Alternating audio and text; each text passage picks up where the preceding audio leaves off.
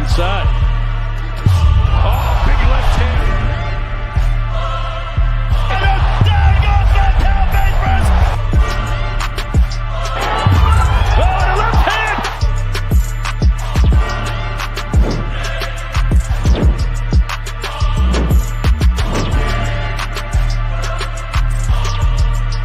Oh, down goes Thurman.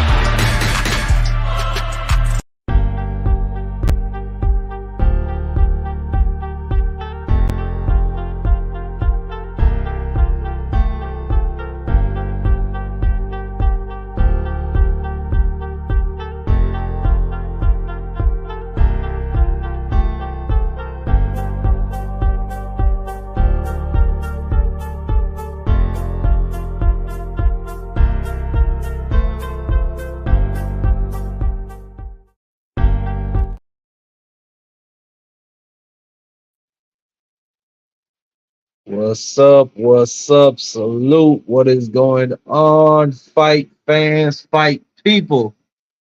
It's your boy MarkyDan and the prize fighter. And we are back for our Tuesday night show. How are you doing, my brother Prize? Yes. I'm doing good, man. I'm chilling. What's good with you? I'm blessed. I can't complain. You know what I'm saying? Just been sitting back watching all the headlines pass today. You know, we're gonna really get into it tonight, bro. What you want to start on first? Well, pardon me. I'm pretty sure everybody want to jump into that Ryan Garcia interview. Did you? I didn't watch the whole interview. I just don't like him enough to watch 24 minutes worth of him. I did watch the short version. He ain't really saying nothing, but he looked like something wrong with him. Like he looked a little something wrong with that boy. He doesn't know what he wants to do. He's taking it. He's back negotiating with Devin. I mean, I don't know what's he doing. I mean, what you tell me what you think about him? I mean, what's he doing? No, I think he's on drugs. That's my honest opinion. Was I tripping? No, I'm not even. What you say? No, I'm saying. I said, was I tripping? Because that interview sounded like something was wrong with him. I ain't gonna No, accuse him. bro, you ain't never had like I'm not saying your family, but you ain't never had people that you just listen to them talk and they just rambling. That's how he looked, bro. Like he just looked out of it. I can like I know what you're saying. Like, you can see like something up with him. Right. When he was talking. And, he then he admitted that Floyd did talk him out of the fight. Why is Floyd doing that? Like, but hold on. Here's another. Why would he ever reveal that information? Right. How dumb do you have to be? Does he have any idea the type of shit he has? Oh, excuse me. I know we're in the first 40 minutes of the show, but does he have any idea the type of stuff he has opened himself up to at Floyd Mayweather? That man is liable for collusion now because you went and opened your mouth and told him about the advice that he gave you. And that's a rival promoter coming in and messing up somebody else's business. That's not good for crazy. Floyd. But when he said that, I was like, yo, this dude is bugging. But I know Floyd probably was like, what? Like you said, if Oscar wanted, I mean, it's still, Floyd could easily say, man, I ain't never tell him that. You know, it's his word against ours. But I do believe and even then, prize fighter, it's like you're a grown ass man.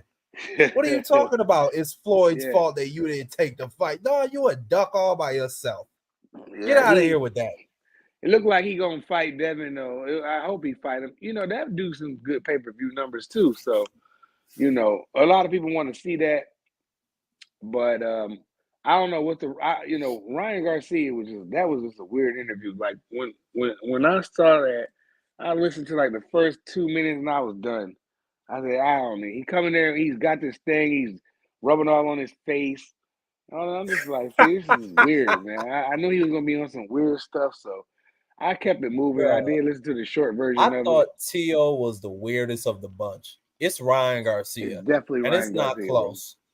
bro. And Definitely. I think that he came from a good Christian family. I think his father was on top of him for a good part of his life, but now he's 26 years old, just had a baby, just had a divorce. He's barely in the gym, barely fights, got all the money and the women chasing after you. I think Ryan Garcia is cooked. I think it's over for him. I really Shout think out. so. I don't think he's ever We got a going. random. I mean, he wasn't really nothing before. I mean, he never really reached his potential, but I think he's peaked at this point. I don't think he's ever going to progress anymore. This is it for him. I don't think he'll get no better. Shout out to Juan and I guess it's random. I mean, I don't know if that's, but shout out to y'all. But say that last part again, Marky. Would you say? Say that last part again. No, I think he's peaked. I don't think he's Right, ever going to progress past this Yeah, point. correct. Right. I don't either. I 100% agree with you. I think he's fried. I think he's fried. He going. This is the best we. This is the best we gonna see him. He's gonna get no better. You know. He tried something, a shoulder roll, which was the weirdest shoulder roll in the world, but I he mean, tried he's that an against. ass kicking waiting to happen. Yeah, he Well, I tried mean, that he against already Devin got Haney. stopped. He tried that against Devin Haney. He gonna get smoked. But I think the fight will be a good fight. I think it'll be a little bit closer than what we all think. What do you make about this comment? Marky has something against Spanish fighters. I just have something against the capping ones. Yeah. You know, the Shakur Stevensons, the Ryan Garcias, occasionally the Canelo Alvarezes, the David Benavidez, those guys that like to cap. Now the Navaratis, I can get on board with them type of dudes. Them type of dudes that like to slug it out in the ring and like to go for big fights. That's who I can get behind. But what you think, prize fighter? I ain't gonna even elaborate on that comment BVO talking about. He needs to just push the buttons and let us do what we need to do. Ryan Garcia, something is wrong with you, boy. You better. I don't know what he looks. He seemed like he's easy to persuade. Like, and then he said Floyd's very influential or whatever. Well, of course, but bro, you like why is you revealing behind the scene talk, dog? Now, like Marky said, you basically just said Floyd was tampering. Now, I don't understand what's the point of that, but whoever is in his ear now, I mean, tell that man to come back home, bro, because he on another planet, bro. He delusional. I mean, he's saying things and then he's putting out tweeting flyers of fights that's not even happening. Then he jumped out of there, tried to fight Rolly. Then he jumped back in there with Dev. Like, what is he doing, man? Make up your mind. Who you gonna fight next? You better fight Devin Haney if that would be the smart thing to do. But Devin Haney said he got a date at 420, and he's gonna show up on 420 regardless of who's he gonna get in there with. It could be between Ryan and Sandor Martin. Yep, one of them two. Salute, James Tony. Thanks for pulling up. Yeah, for real. Like, yeah, man. I'm excited to see what's gonna happen with Dev. I'm glad he made it known that April 20. Well, I think it's already been known. April 20th was his date. So we're gonna see what shakes out with Ryan Garcia. Bill had a response. Did you hear it? Yes, I did watch that one when you sent that to my phone. I Bill, I mean, Bill crazy. They was grinding him up on another channel earlier today. I was like, damn, but people can have their opinion about Bill Haney all they want. Everybody's got different opinions. Me, personally, I think Bill Haney's doing what he's supposed to do, marketing his son, from being the promoter, having the Devin name. Devin is just as popular than Tank. Them two are popular, the most popular right now. Nobody ain't talking about I ain't Canelo. gonna say that Dev is as popular as I Tank, said but right now they get talked about as about the same because their names are linked together. in So boxing circles. right, But that's when you what I'm talk talking about. about No. casuals and I'm stuff talking like that, about nah, Tank is no. on a different level. Right, but I'm talking about right now. They're, Devin Haney's name is part of the talk of the town. It's part of it. So I think that Bill Haney is doing a good job with his son. Keep doing what you're doing, Bill. Keep letting the haters say, whatever. You know, somebody. I didn't get a chance to see it, but I forget. Damn, what channel I was seeing that on? Somebody sent it to me. Somebody from work sent me it. They said they were talking about he got paperwork on him and shit. I'm like, these niggas is reaching for anything, dog. Like, who care? I don't care if that man took down the whole organization. I could care less. He got paperwork on who? On Bill Haney. Got Doing somebody, what? I guess, snitching. I never saw it, my paperwork myself. I forget what channel that came from. I wish I Bruh. would. Shout out to that Look, channel. I'm gonna tell you the truth. Unless you telling on a friend or a family member, I honestly couldn't care. Like Why do we that's care your about bit. that? If you taking down a criminal, I could not care less. But that's me. Mm. Other people that have my skin color, they have their opinions. I couldn't care less. But let me ask you a question, Marky. Are we in boxing or are we in the streets? That's what I be confused about some of these dudes on YouTube, dog. They bring like the street shit into boxing, and we not in And the they streets, all dog. pussy in real We life, prize. Most of yeah, them. we not in the streets, y'all. Are in boxing. Why does it matter if let's just say Bill did tell on somebody? I really wish I knew what channel. I cannot think of what channel that was on, bro. But I rock with Hey, the channel. I just can't. I don't want to start saying a bunch of names and I'm wrong. I rock with that channel too, But I just was like, what are we talking about, though? You know what I'm saying? What does that matter? If Bill went and told on the whole organization, the man is in boxing now. The man is a promoter now. He's the CEO of Devin Haney Promotions, and all that street stuff don't mean nothing to me, bro. We not in the streets.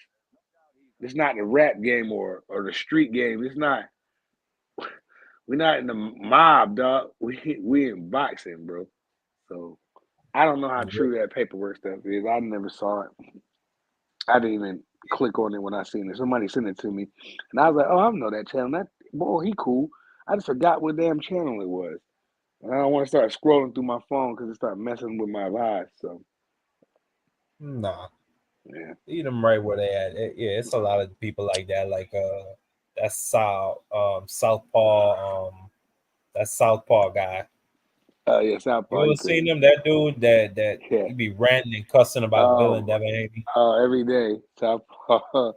South Park crazy though. He is entertaining and you know how to put them videos together. I will say that. But whether we agree with him or not, he can say what he want to say. He has this thing with the Haneys. It's quite entertaining to be honest, but I don't agree with everything he says. But his videos are entertaining. I can't deny good work, bro. I refuse to. But yeah. But prize, let's move on to the next subject of today. What do you make of Shakur Stevenson announcing that he has Pardon me. retired from the sport of boxing? Man. It looked like he's throwing a little hissy fit to me. I don't take it serious. I'm not trying to hear him. Tio retired. He with Tio now. I wish Shakur wouldn't have said that because it looked like you bitching right now, dog. It looked like you not having your way. You look like one of them little preppy kids I see downtown where I work at, downtown Philadelphia, where you can tell they just got one thing on their mind. You know what I'm saying? But Shakur remind me of one of them kids right now, one of them privileged kids who don't know nothing about nothing. He needs to stop tweeting so damn much. Stay off the internet. Some of y'all Facts. just need to stay off the internet. You know what I'm saying? Shakur, you one of them, dog. I rock with you.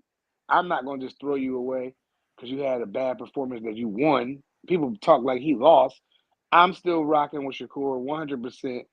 But I just wish he wouldn't have said that. I wish he don't need to tweet. Like now you I said it earlier, now people is looking at you like you a crybaby or you a duck. Now they ran you out of boxing. You know what I'm saying? You should have never, ever, and I'm gonna repeat, you should have never ever ran your mouth about how you a free agent, how you gonna keep your options open. You know who you dealing with, boy? The Bob father. Your ass won't have a fight in 24. So you put yourself in a real tough position, dog. That's why you ain't get them fights. That's why you ain't get that Neverate, pardon me, that Neverate fight. That's why you're not getting it, bro. You think you just gonna just rob the bank and then run away from Bob? It don't work that way. You should have never ran your mouth about nothing about no top rank business. You should have just whoever they throw at you, whoop them and get away. You know what I mean? But now you are in a real tough position right now, sir. You put yourself in this position. Now you have to deal with it, mister. Period. Yeah. Yeah. I don't believe it at all whatsoever either. I think he's just voicing frustration, like you said. He is in a very tough spot right now because his stock is in the garbage after that last performance. Mm-hmm. Nobody wants to fight him. And the common excuse, which people are currently accepting, is, I mean, you're just going to run and it's not going to be an exciting event. And who cares? And fans are getting on with that. Also, for the fact that people don't like Shakur Stevenson. James Tony, he's not a very likable person. Type in the chat where I'm stealing from other channels. Go ahead, please do that, because see, this is what I've been trying to tell you. Ignore the trolls in the chat. This is what I've been trying to tell BVO right here. Troll you and try to I need to be able to control so I can get rid of people like him. Come on, man. I would have kicked him out. I would have blocked him, timed him out for like 5 minutes or 10 minutes. He just sit down and just shut up and watch magic. Come on, man. James Tony hit the like button. He one of us. He's one of our people. He gets some protection over here. His ass is a goofy. Shout out Juan. He said the internet gives people much freedom. He talks too much. Sometimes he probably not going to fight to win it. That's what I'm. Hey, yeah. Hey, yeah, Juan, that's what I was gonna say. That's what I was saying. Go ahead, Marky. No, Shakur. Bro, damn, Prize, you fucked up my whole train of thought. I'm trying to get it back. He said blue blood. What was I saying? He said blue blood and chance out. I don't mean. Yeah, go back and forth with the troll for a second. Damn, Prize, you fucked up my whole train of thought. I had a good ass point. I hate that happens. Shout out my bro, Dub right side. Eat my dick, James Tony. How about that? You a dick eater. How about that? You lucky BVO controlling this shit, but that's gonna change because I'm gonna be doing the one-on-one controlling all this. Your ass gonna sit in here and watch me. You sit here watching me. That's what you're doing. What you doing with your life right now? You up here watching me. Like, man, get out of here, bro. I never see you nowhere else. You know yeah, what I mean? I was saying Shakur's stock is in the garbage. That's what I was talking about. Shakur's stock is in the garbage, and he wanted to cherry pick Navarrete coming up to 130. That's a big name. It will be a big, a big event. You get the Mexicans coming out.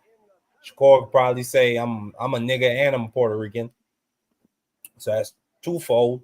You add that to the fight. That's probably his plan. Whoop his ass and walk away with some big time momentum. Yeah. But that's not happening. Nope. George Kambosos is tied up. Lomachenko is tied up. It's no big names Shakur could really fight that will give him big time momentum leaving Top Rank right now. I think I got the hiccups. My bad. I think right now, probably his best move or really his only moves, would be either you wait for the Lomachenko-Kambosos fight winner, or you wait for Navarrete, which would leave him in a position where he won't be fighting till after, probably after this summer. So his only other option would be fight right now and fight Raymond Murataya on your last fight. And he don't want to do that. Because Raymond Murataya, not only is he dangerous, he's not a big name. He's not somebody who will give him the cachet or the momentum he wants walking out the door or going to another company. But at the end of the day, man, I think Shakur should just forget about all that other shit and just fight. You are 25, 26 years old right now. Your time is coming. Your big money is coming, bro. I don't understand why all these fighters are in such a rush. It has to happen now. If I don't get it now, I gotta throw a hissy fit. I gotta retire. I gotta da. Just keep fighting. Don't let nobody freeze you out. Stay busy, and it's gonna happen for you eventually. Tank can't keep ducking you forever, or maybe he can. I don't know. He definitely can. Busy. That's my only advice to Shakur. Stay busy. Shout out to the homie D3, and shout out to Wiz too. Yeah, what's up, Free? Shakur, man, why you, bro? I'm afraid. Like when somebody like Juan said, he fighting in the winter. Like, damn, he need to be fighting like now, March, April. I don't know when the next time we're gonna see Shakur Stevenson, bro. He really backed himself into a corner, dog. Like, you should have just took that Devin Haney fight. You should have just took that Devin Haney fight. That was your opportunity at big money. Why you didn't rush at it then? Now it's a problem. Yeah. That's why you really can't feel bad for him. You squandered your opportunity right there to get however much money on pay-per-view and all the belts. And he never even been on pay-per-view before. I don't think Shakur's ever fought on pay-per-view. So he never. Blew that. I would have just went and whooped Devin Haney. I would have whooped him. But Shakur wanted way more money, which is understandable, but people gonna look at you a certain kind of way now, brother. Some people not. But me personally, I'm not gonna throw him in the trash can. I just need him to be able to move around and take some of what Devin Haney's able to do, how he's able to float from network to network, and he don't got to deal with a lot of, politics for real. Because he can move how he want to move. He can go fight on the zone. He can fight on Prime.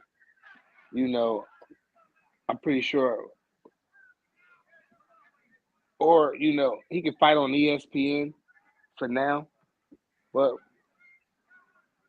Shakur's you backed yourself in the corner, my dude. And now you gotta really fight your way out of it. Salute Dub Right Side. Salute Wiz. Thanks for coming through. I see my brother Thomas, TD Sports Talk in the chat. Yeah, thanks for coming through, guys. Appreciate pulling up. Is that D Free on the chat on the panel?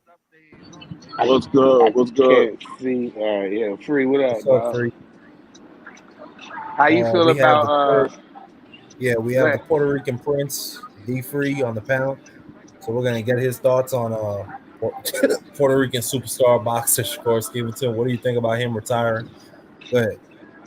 I don't think he's retiring. Because if you paid attention to what he said in the tweet, he said he's going to stay in the gym and keep perfecting his craft. If you retiring, what's the point of you staying in the gym perfecting your craft? I think he just sick of the whole situation with BobArum. I think he's really trying to leave TopRank. Because like I said in my video when I did it early this morning, he chased Oscar Valdez for like 3 years before he actually got a chance to get that fight. And then when he moved up at 135, you saw all of the people that he was trying to fight and those guys didn't want to fight him. And he wanted to fight Neverati. He wanted to fight Lomachenko. And those guys are under BobArum, and BobArum can make those fights happen. All he got to do is say, "This is the person you fighting." Those guys, they don't have their own promotional company. They don't call the shots. Whatever BobArum say is going to happen, that's what happens.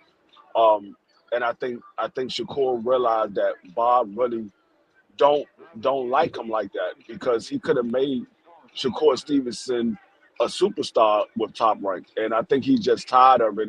And he only has one more fight left. I mean, you got one more fight left. Whoever it is, you can go take a run-of-the-mill fighter. Just get that one fight out of the way, and then you can go about your career and move however you want to move.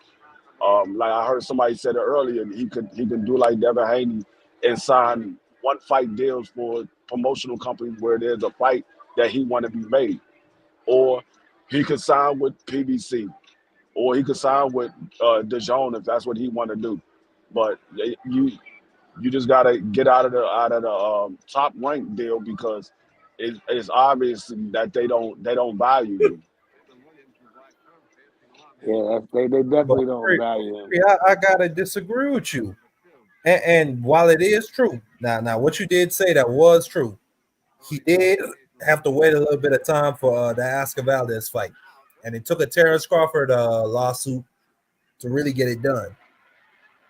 But we're not gonna sit up here and act like the nigga didn't have undisputed on the table.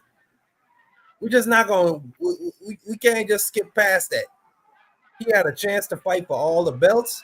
He looked at that shit. He said he didn't want it, and now he's in this position where you don't have no options. Lomachenko, George, all of them are gone. So I don't see this as being a Bob thing. No, it is a Bob thing. It is a Bob thing. What fighters have he been calling out when he came up to 135 that he was unable to get? That's under BobArum. Lomachenko. He wanted that Lomachenko fight. We saw Devin Haney go get the Lomachenko fight before Shakur Stevenson got it. We saw Kambosa get the fight with Lomachenko before Shakur Stevenson got it. That's a BobArum thing. That's not nobody else. BobArum runs TopRank. BobArum can give Shakur Stevenson that fight if he wanted to. Well, with Devin Haney, I mean, that fight was obvious because he had all the belts.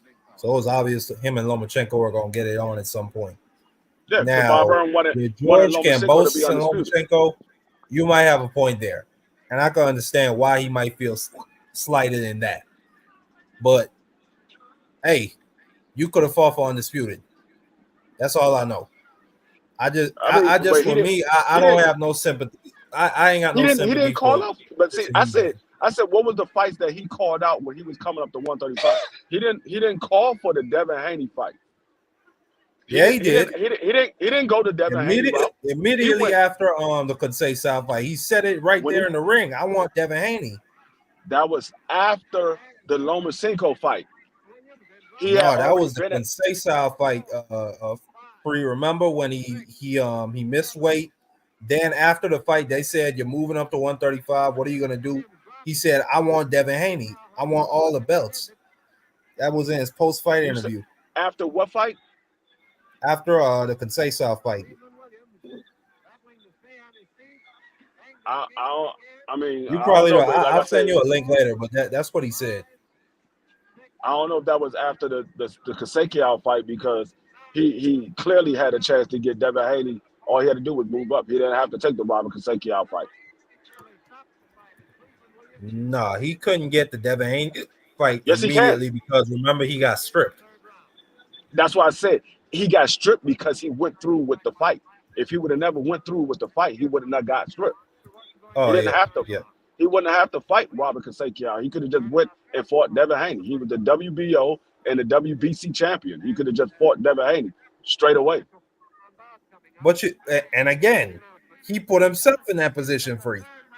No, but what I'm saying is that. So for me, I just ain't got no sympathy for him. I'm talking about what he did when he came to 135. He went after daggone Williams Zepeda. He said no. Williams Zepeda was the one that said, hey, don't just say my name, just send me the contract. He sent them the contract 24 hours later. Williams Zepeda said no. He went after Pitbull Cruz. Pitbull Cruz said no. He went after Cambosa. Cambosa said no. He went after Loma. Loma said no. All those guys said no. The only guy that he got a chance to fight was Yoshino.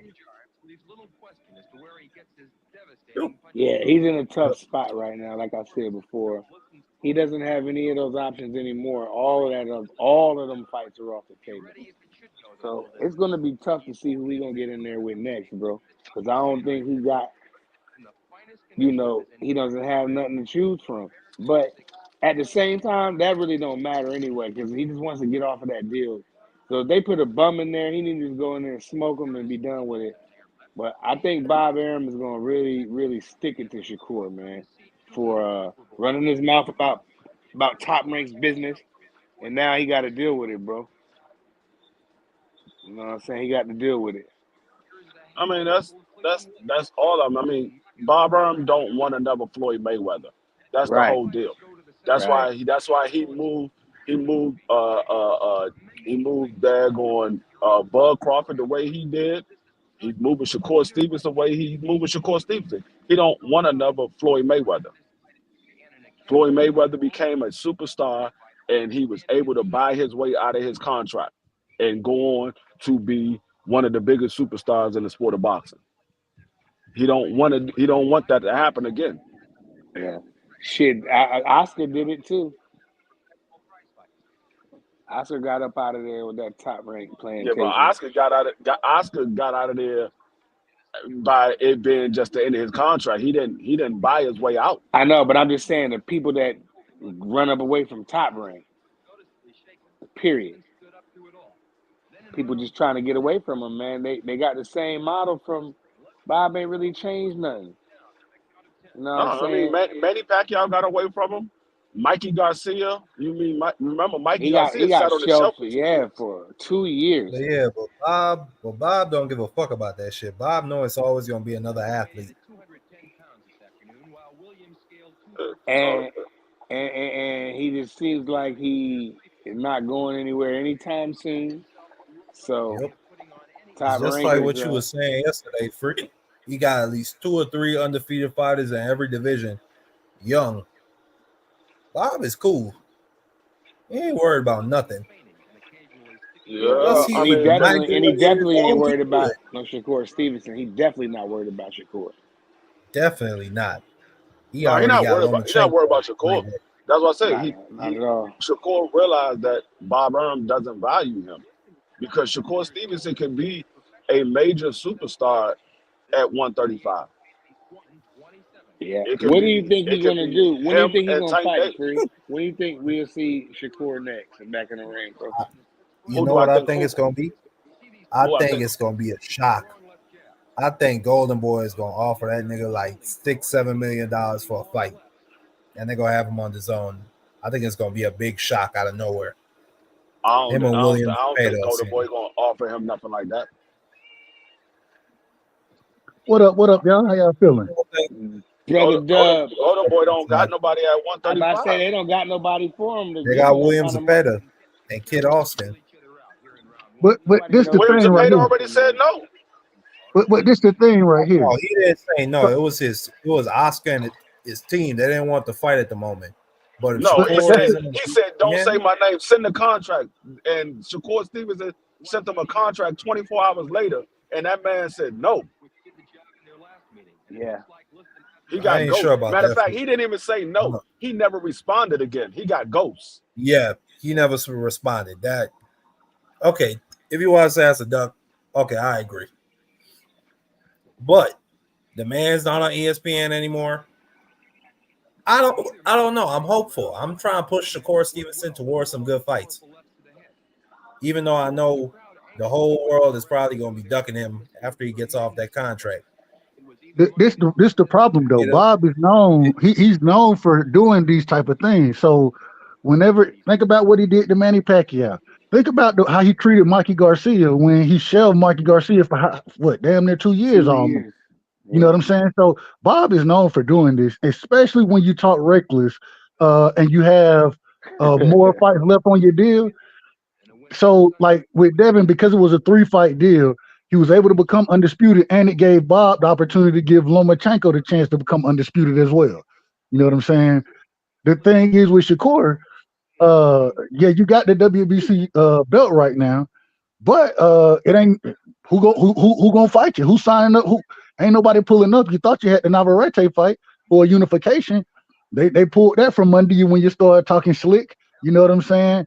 And this is what Bob does. I wouldn't be surprised if Shakur don't fight. He'll probably fight one time this year, and it's probably going to be somewhere in the second half of the year, somewhere between probably September and November is when he'll fight. It won't be a notable fight. I mean, it's Shakur, so it's notable, but it's not going to be a big name or anything like that. And that's just how Bob's going to move, because you didn't talk too much. And when you start talking with the Bob father, he don't give a damn about none of that. But this does prove one thing, though. Top Rank they are fantastic at building young fighters. They keep them active. If you're a young fighter, being with Top Rank is a fantastic thing. But you got to understand that when you sign that contract, you need to read all the stipulations and all that, because when you go win a title, you got 3 more fights with them. If you unify with somebody else, you got another 2 fights. You know what I'm saying? So all those stipulations, y'all need to make sure y'all reading the contracts and don't end up in this type of situation. The other thing is, even if Shakur tried to buy himself out of the contract, BobArum, Floyd did it for what, $750,000? Today's or yesterday's price ain't today's price. And so if I'm Bob now, I'm looking for $2 million. That's the bottom. That's where I'm willing to stop. If I'm Bob, I'm asking for 4-5, really, to be honest with you. But $2 million is the most that you're gonna be able to do to buy yourself out that contract. And I don't think Shakur trying to do that. I agree with Dub, bro. Shit, he could go to Jay Prince for that money. He gonna be shelved. We won't see him, like the homie Juan said, till wintertime. Juan said we ain't gonna see him till the winter, and I would not be surprised if Juan is 100% accurate. I wouldn't be surprised, because like Dub just finished explaining to all of y'all, you don't get up there and say nothing bad about Top Rank and go on the internet and start running your mouth. And then he said it in the ring about how he a free agent. Stop letting everybody know that. Do what you're supposed to do. Get out of the contract. Then starts talking like that. You know what I'm saying? He get up there just like, yeah, I got one more fight. Now, do you know when that next fight gonna be, dog? And against who? So see, and it's interesting because if you listen, Bob was pushing the Navarrete fight, right? Bob, he I think he was on board for that until Shakur made those comments about being a free agent and those type of things. My other point, Jay Prince, you tell me an individual who he's managing that doesn't fight with Top Rank. All of them do. You said who doesn't fight with Top Rank? The ones that who named? That Jay Prince is managing. I didn't see what Jay Prince said. I didn't see what he said. No, he didn't say anything. I'm just asking the people that he manages, right? Oh, that he managed. Right. You tell me which one of those. But it's the same thing like Bomac. Bomac, all his fighters under Top Rank too, and we saw Bud leave Top Rank. Nah, Chris Eubank. Bomac, they trainer. I don't think Bomac all day manager. He's their manager. Well, most of them, he's their manager. Okay. And I think Keyshawn Davis, he's just a trainer for Keyshawn. But those other fighters that's in the camp with Bud Crawford, he's their manager and trainer. All right. I mean, it happens that way, you know. All I'm saying, just speaking on Jay Prince, Kenny Sims. So I don't think that applies to trainers. At least I think, you know what I'm saying. I think it's just with managers, or at least just in Jay Prince's case, at least. Right. That's what I'm saying. So I mean, it is what it is. But Shakur, man, hey, I wish the young brother nothing but the best. It's just interesting how he was a year ago, the way we talked about Shakur is totally different than how we're talking about him right now. Partly to his own, partly it's partly his fault, but also because of the way he's being moved. And I just hope it don't end up like a Mikey Garcia situation where the man gets shelved for a year because he done ran his mouth too damn much and been so vocal about wanting to leave Top Rank. Yeah, I hope Bob don't do him greasy like that. That was bad for Mikey. Mikey missed some big fights, but he ended up having some good fights too. But I was upset. I liked Mikey at that time, and I just didn't understand like why Bob was doing that. You know what I mean? But Bob is going to do it to Shakur, so everybody better buckle up. So Shakur, do us all a favor and yourself, my brother. Stay off the internet because you're not going to fight for a while. That's just how I feel. I got that feeling that we won't see Shakur for quite some time, bro. And that's sad because there's some fights out here for him. But you can't go against the grain in the machine. When you do, it could be fatal. He should have took the Devin fight. He should have fought Devin for undisputed. I think, regardless if it was 25% or not, I think that should have been the fight he made because if he would have made that fight, ain't no way Bob gonna be able to shelf you as the undisputed champion on Top Rank. Nah. Lomachenko ain't going to fight Kambosos. You gonna get that Lomachenko fight with that. And then imagine if he leaves Top Rank with those undisputed titles. Now a Tank fight could potentially be on the table. Bro, exactly. And he fumbled the bag by not taking that fight. Sorry, that's how I feel. That because he undisputed. That don't land you. That's not gonna land you a Tank Davis fight because you're undisputed. It's not gonna land him a Tank Davis fight. No, but I'm saying it's on the table. It's not gonna be on the table. Well, this is the thing though, D3. Think about this. Hold on. If he beats Devin, right? He accepts the 25%, beats Devin, becomes undisputed. He gonna get his next fight is probably gonna be sometime in April, and or whenever Lomachenko. I think they just announced Lomachenko and Kambosos today, and so instead of it being Lomachenko Kambosos, it would have been him and Lomachenko, in my opinion. And then if he wins that fight, he's able to get out of the deal, still being undisputed, and then he can start to call some shots himself. Yeah. So and I mean free, but at that point, why wouldn't Tank Davis fight him? Tank don't care about the belts. But no, that's a big money fight. That ain't where's the drawing the money fight. At? How do you know it's a big money fight? We got to see the money that Shakur is drawing in. He ain't drawing in no big money. But we would have saw that when he fought Devin. We would have saw that when he fought Lomachenko. So the conversation would be totally different.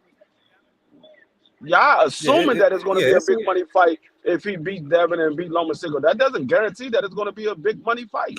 But it's more likely, Frida. It's more likely that it will be a big money fight. We're not saying it guarantees anything. We're just saying it put him in better position than he is now. That's all we're saying. Yeah, I definitely would have gave him some leverage because he could talk his talk, and then he could be getting talked for fighter of the year. You beat two names like Devin Haney, become undisputed, then you go and defend and beat Lomachenko. Shit, man. You next time you come to that negotiating table, you're gonna be in good shape, bro. And also, if you accept that contract, it eliminates that bad performance. It eliminates that bad performance against De Los Santos. You would have never fought De Los Santos if you would have accepted the Devin fight. So, accepting that fight completely changes how his career looks today versus what it or if he accepted it, what it would look like today versus how it actually looked today. And you know that nigga gonna be talking right side. You know that. You already know he gonna be talking greasy. Hey, we ain't got no problem with that. I ain't got no problem with him. He is gonna be on Tank's ass. But that's what we want. That's what we want. This hypothetical world happened. Ain't that what we all want, though? Yeah.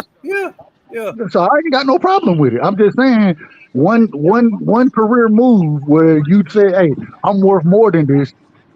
According to your latest fights, no, you ain't.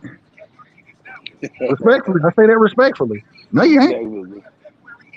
Yeah, he definitely don't have a lot of room again, bro. He's backed himself into a corner. I'm gonna keep saying it. And I just pray for him that he get it together, man. Hopefully he can get out of the contract. Hopefully he don't get shelved too long.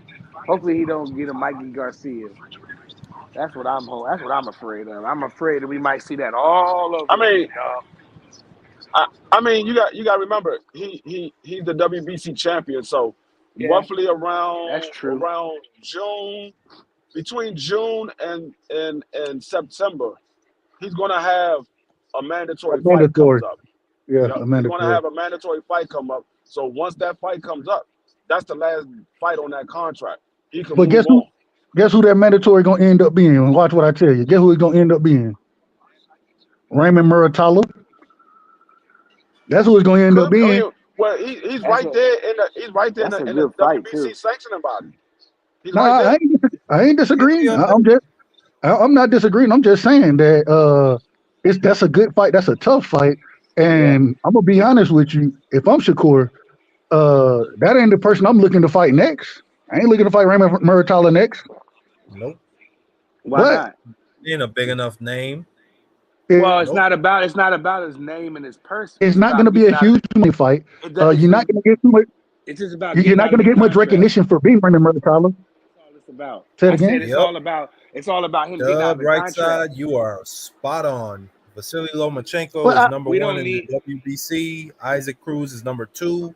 Williams Zepeda is number 3, and that nigga ain't doing nothing. And Martai is number 4.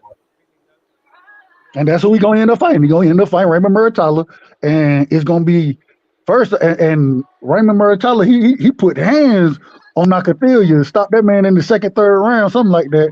Where Shakur, he felt this power and was like, you know what? I'm not dealing with this. So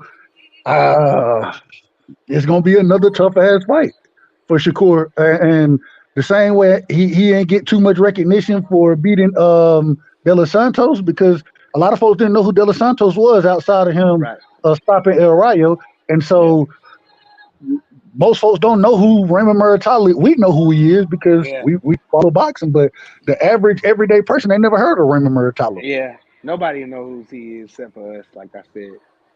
Nobody don't know who he is, but it doesn't matter who he fights next. It's about him getting off the contract. That's all I care. I want him to be free.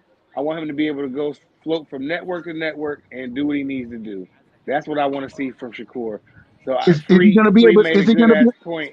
I'm gonna tell y'all something. I'm gonna tell y'all something. Hold up, real quick. You made a good point when you say he gotta have a mandatory coming up. Maybe that saves him. Hopefully that saves him, bro. Because if it don't, he done, bro. I'm gonna tell y'all something. See, what y'all fail to realize is a lot of these guys be trying to hold on to that O. Sometimes that O is a bad thing. Sometimes it's a bad thing because if you undefeated, they're like, man, I don't want to fight this guy. This guy beating everybody.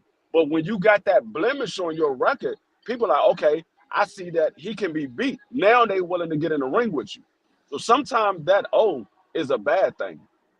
Yep. A key, but it's never a bad thing. Oh, go ahead. Shaky Foster. Ray Vargas would have never moved up from featherweight and fought that black man if he didn't have that loss on his record. He knew it, went in there and got a box for 12 rounds. Shit. Doug, what was you about to say? I was gonna say, just going off of what D Freeze about the O, that's correct to some degree. At the same time, when you the caliber of fighter that Shakur is, the more wins you have with that O, the bigger your fights are against other individuals who have that O are gonna be. You know what I'm saying? And those are the fights that we want to see as fans. So it does hurt you to some degree, but at the same time, if you move correctly and you're able to get the big fights you're trying to get, then you look fantastic. And it's more marketable when you have that O. So it goes both ways. Yeah, it does. But like I said, a lot of people was willing to get in the ring with who was it that got beat that everybody said they shouldn't have lost? Who was the dude? God damn it! I can't. He slipped. He slipped my mind. Damn. I was just thinking the name and then I was listening to Dub and it slipped my mind. But We're waiting yeah, I mean, Friday. it just when you have that that it just, especially if you're a defensive fighter like Shakur Stevenson is, and he's beating everybody, and people are barely being able to land punches on him and stuff like that. They like, you know what? I'm not even gonna get in there with him because it's gonna be hard for me to touch him, It's too much. and he's just gonna drag this fight out, and he's gonna win. But then when you get that loss on your record, now they're like, okay, well, I know there's somebody that's able to beat him. Now let's go look at the film of how we beat him. Now they're willing to take that fight more often than they are before, because now there's a blueprint on how to beat him. At first, there was no blueprint on how to beat him. Yeah, I agree with you, Free. 100%, dog. I understand it. I understand it. All I'm saying is that that's all good and well. At the same time, you should have went ahead and took the Devin Haney fight. And I think if he goes and wins that fight, if he loses that fight, regardless, I think his career looks different than what it's looking like right now. But Yeah. I like you said, the WBC mandatory. Hopefully they'll go ahead and call that, and that'll go into negotiations. I think TopRank they'll be the ones to go ahead and pick that fight up because it's both of their fighters. So, hey, I think that'll be a good fight. I think that's a hell of a fight. I just don't think that's the fight Shakur won, and it's a tad. It's one of those low risk, high reward, or excuse me, high risk, low reward fights that a lot of fighters don't like to get in, and he gonna find himself trapped between a rock and a hard place, because when you go and tell everybody that I only got one more fight, after that I'm a free agent, Bob, he listening. If Bob ain't listening, somebody at TopRank listening, and they gonna pass that news accordingly, and they gonna make your life hard. We've seen TopRank do this multiple times, so yeah. hey, I mean, I agree with that. I agree with that. But what I will say is, he go in there, he fight Raymond Maritano. He got a chance to redeem that bad performance that he had with De Los Santos. But he also has a chance to look bad in the fight.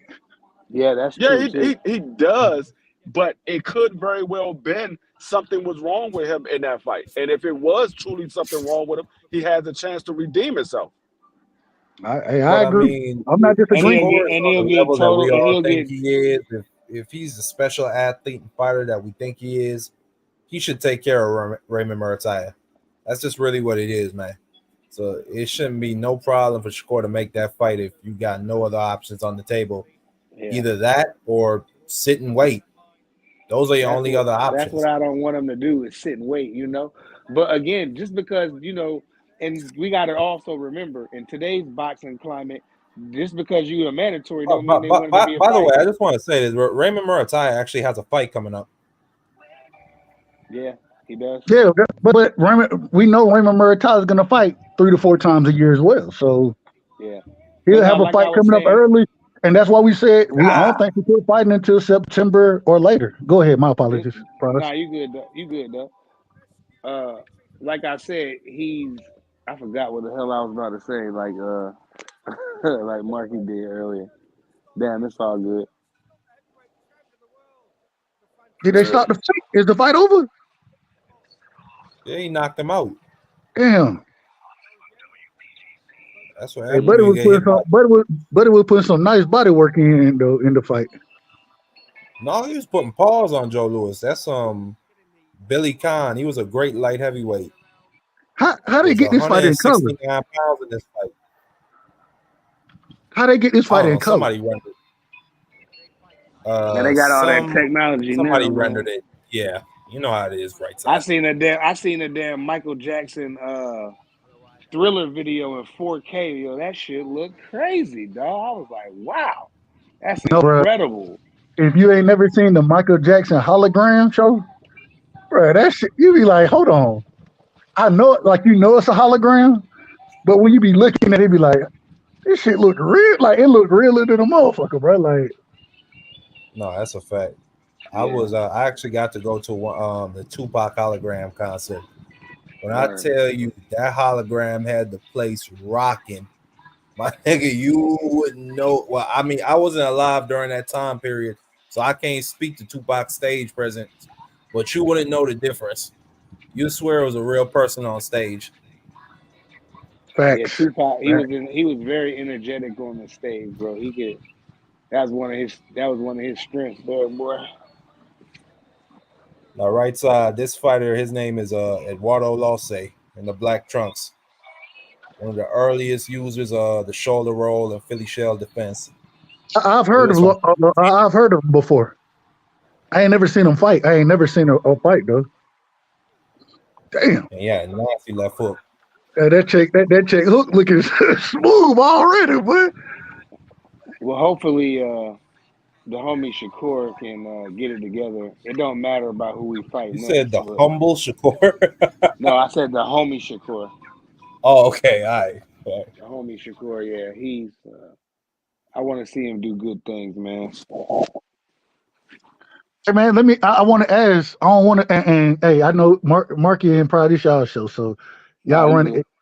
I just want to ask, man, what No, y'all you think family, about go ahead. what Ryan Garcia said about how Floyd was the one, and we speculated that probably what happened when he pulled out the fight. But now it seems like he back in negotiation with Devin. What y'all think about how that all played out?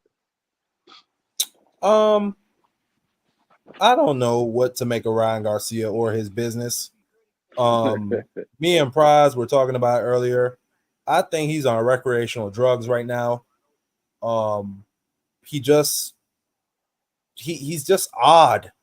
Like I said it. I thought T.O. was the biggest weirdo in boxing. It's now officially Ryan Garcia. There is something wrong with him. And I was saying it to Prize earlier. He just had a baby, just filed for divorce. He's 26 years old. He barely fights. He's barely in the gym. And he's got a boatload of money and women chasing after him. I think this is it for Ryan Garcia. I think he's cooked. I don't think I think he's peaked at this point. I don't think he'll ever get better or progress past what he is right now at this point in his career. Go ahead. Yeah, Prize. yeah. He's kind of like how Rolly is. Rolly ain't gonna get no better than what he is. You know what I mean? And that's just what Ryan Garcia is, dog. He ain't gonna get no better than what he already is, cuz. That's just what it is, man. And everybody gotta get used to it. You know, he that interview was just so cringe watching it. I had to turn it off after 2 or 3 minutes because I can't deal with him and how he is, and he jumped ship too much, bro. Everybody's in his ear. He got all like Marky said, he got all the money. He having a baby and a divorce at the same damn time. You know, so Ryan Garcia got shit going on in his life, and I don't think his head is in the game right now. He doesn't know what he wants to do. He gonna go in there with somebody and get his ass smoked again. Yeah, I gotta disagree with Marky Dan. I still think T.O. is the biggest weirdo. I think Ryan Garcia is the biggest duck. That's what he's always been. He's been the biggest duck, and T.O.'s been the biggest weirdo. I mean, it is what it is. I ain't mad at that. I mean, T.O.'s a Ryan. I very mean, this strange guy. ain't I something. ain't gonna argue with you about that, Free, but if you saw that Ryan Garcia interview, he looked out I of did. it. I did. It's this is nothing new for Ryan Garcia. Ryan Garcia been doing this. He did this to Tank 2 years ago. He did it to Devin 2 years ago. This ain't nothing new. He pulled up. He was Devin Haney's mandatory twice. That man, this is nothing new from Ryan Garcia. I'm used to this from Ryan Garcia. I thought he had changed, but then he went right back to being the old Ryan Garcia. Yep. Yeah. That's exactly what happened. Now that I actually think about it, you're right. He has always done this, but I don't know. That interview just really weirded me out, Yeah. and I don't know. I'm gonna leave Ryan Garcia to his corner. I think he's heading into his fishnet stage of life. Well, Ryan Garcia, I don't know what's wrong with the boy, to be honest, but he got up there talking real goofy. And BVO still think this daggone Sugar Ray Leonard Jr. That's his man. He nowhere near Sugar Ray. He more like He not. Yeah, I we're mean, it's back. no. You can't even. What You you can't even say? compare nobody to him. Great. Who can you So that compare? That's great. Who What can you what compare Ryan Ryan say? Garcia? Yeah, we're back in talks. Devin will be destroyed. I'm gonna give his daddy 3 chances. It's bro, it's just Ryan Garcia. He sounds so goofy when he say this shit. Like even he don't believe it when it come out his own mouth. This man's, Man, and even that, it sounded like some shit Tank tried to say on Twitter, and he tried to say it in the interview, bro. bro, it's just weird to me that for Ryan Garcia to have the star power that he has, right? And I think Marky, you said it earlier. For you to have the star power that you have, women chasing you, plenty of money, you know what I'm saying, able to make fights happen, and you're moving the way you're moving. You're not training. You're not in the gym consistently. From all reports we've heard so far, it's embarrassing. And now for you to duck Devin again to fight Rolly, and Rolly be like, "Nope, I'm fighting Pitbull Cruz." They got you out here looking like a fool. And first it was Oscar, now it's Floyd. Seem like you listen to everybody who ain't got your best interest at heart. And so I don't know what it is with the young man, man. I will say, I hope he get his head on straight. Um, if he does enter a fight with Devin, I look for him to pull out. And the reason being is because he ain't got no chance to beat Devin. He ain't got a chance. And so he got power. I give you that. He got quickness. He got horrible footwork though. And you don't beat slick fighters with horrible footwork. Hopefully he start perfecting the shoulder roll and try to use that in the fight. That'll look even better for me. But I'm just saying, at the end of the day, the man is he's being influenced. He's listening to too many different individuals. He need to make his circle small, make sure his father a part of his circle. You know what I'm saying?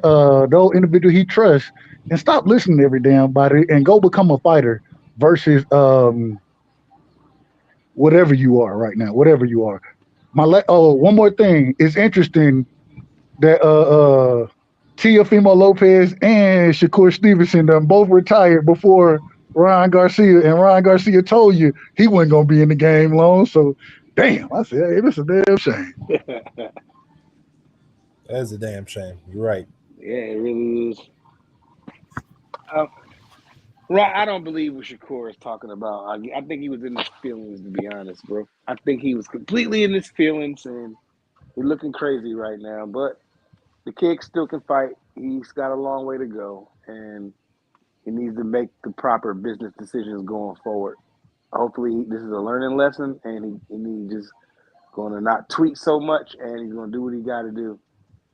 If not, we won't see you till winter, brother.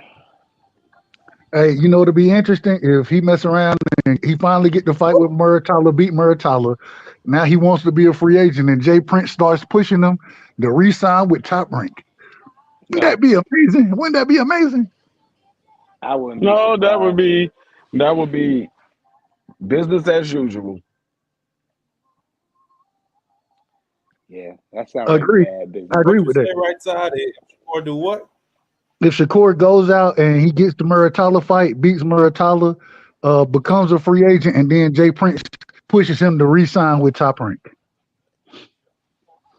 I wouldn't be shocked by that. If I was D3 Shakur, just called it. D3 just called it business as usual. So if I was Shakur, if Jay Prince was trying to push me to fight to In that sign case, with he would be Top going Rank for again, security.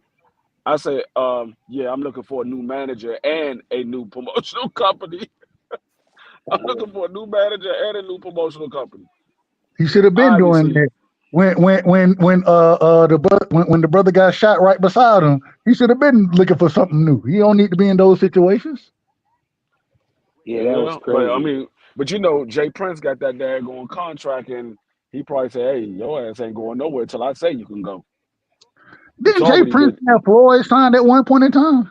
Yeah, it was a fight that Floyd was supposed to put on for him, and Floyd didn't do the fight, and so Jay Prince was like he lost money, and he wanted Floyd to pay him back that money. So Okay. Floyd had to get that money up for Jay Prince.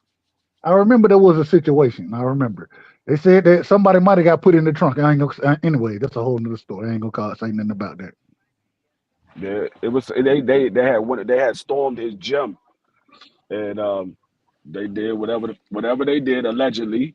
They say Leonard got put in the trunk, bro, and they call Bob had to send the money. Bob had to send the money. That's what they say. No, I don't know if that's true or not.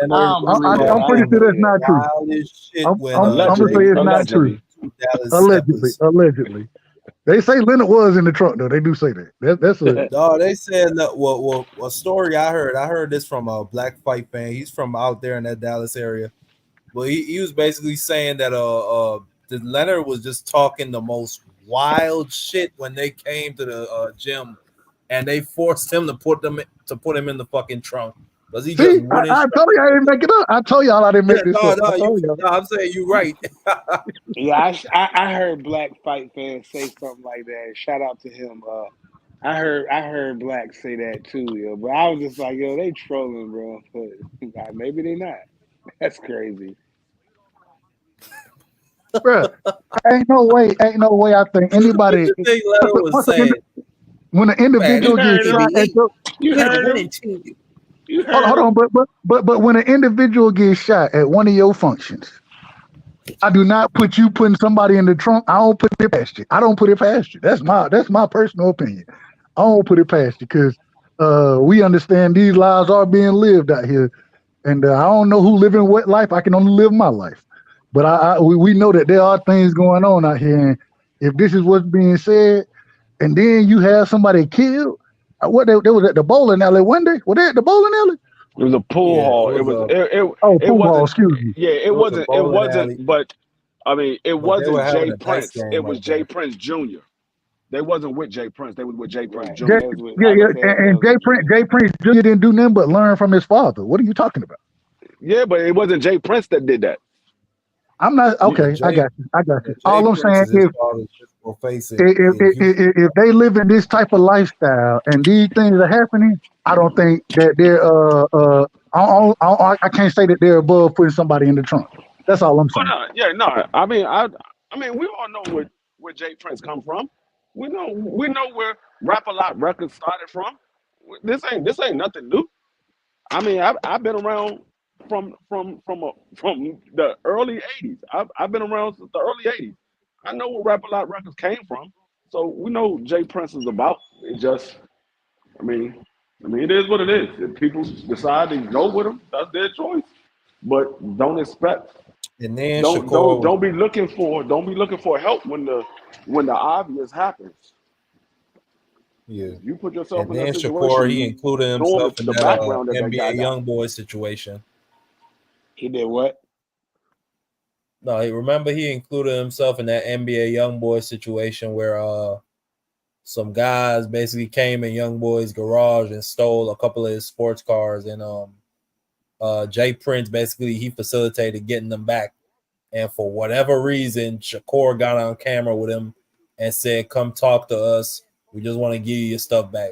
I don't know why he was involved in that. Man, they want to be thugs. They want to live a lifestyle that they. When we talk about any of these fighters, anybody who's anything of substance as far as the absolute goods in boxing, these folks done been boxing since they was 5, 6, 7, 8 years old. You know what I'm saying? They didn't ever have a chance to get mixed up in that lifestyle. Why? Because they was in the damn gym. So for whatever reason, I don't know why, but people want to go and get involved with the individuals, the quote unquote street guys. You know, they want to go and get involved after they got success. I'm like, bro, you doing it backwards. You hustling backwards right now, bro. Ain't no way you go get involved in street shit when you ain't grow up in street shit. Only way you should be in any type of street shit is if you grew up in it. I was lucky enough to grow up in the country, and was there street shit? Yeah, there was street shit going on. At the same time, the big homies, quote unquote big homie, they be like, "Nah, take your man. What you?" They already knew my grandma was a Jehovah's Witness. They already knew that. You know what I'm saying? Big Mom. If you're walking up and down the street, you walk past Big Mom house, and your pants sagging, she gonna yell out the window at you, pull your damn pants up. That's what she gonna do. And so they understood where I came from. So the first thing they would always tell me, man, take your ass to the basketball court, bro. Go play basketball, man. You ain't from, no, you don't want to live like this. Go play basketball. And so I go play basketball. And these niggas, they'll bet on me and all type of shit. You feel me? But at the same time, they understood that, you know, hey, yeah, you live over here. You know what I'm saying? Your grandparents or the people you live, my grandmother, my great grandmother, my mother at the time, you live over here, but you not no street nigga, bro. Man, go play basketball. We got you. We got you. We ain't gonna mess with you. Matter of fact, we gonna make sure nobody don't mess with you. Don't end up like us. That's what my big homies told me. You feel me? So I don't know nobody who want to bring somebody that's being successful into the street game. Why would you do that? That's backwards.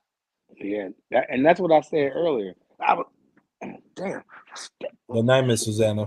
That's what I said Proud earlier. single mom. Thank you for pulling up. Yeah, shout out. That's why I said earlier, man. I said that earlier. Are we in boxing or are we in the streets? They keep trying to mix the two together, and that shit get lame, bro.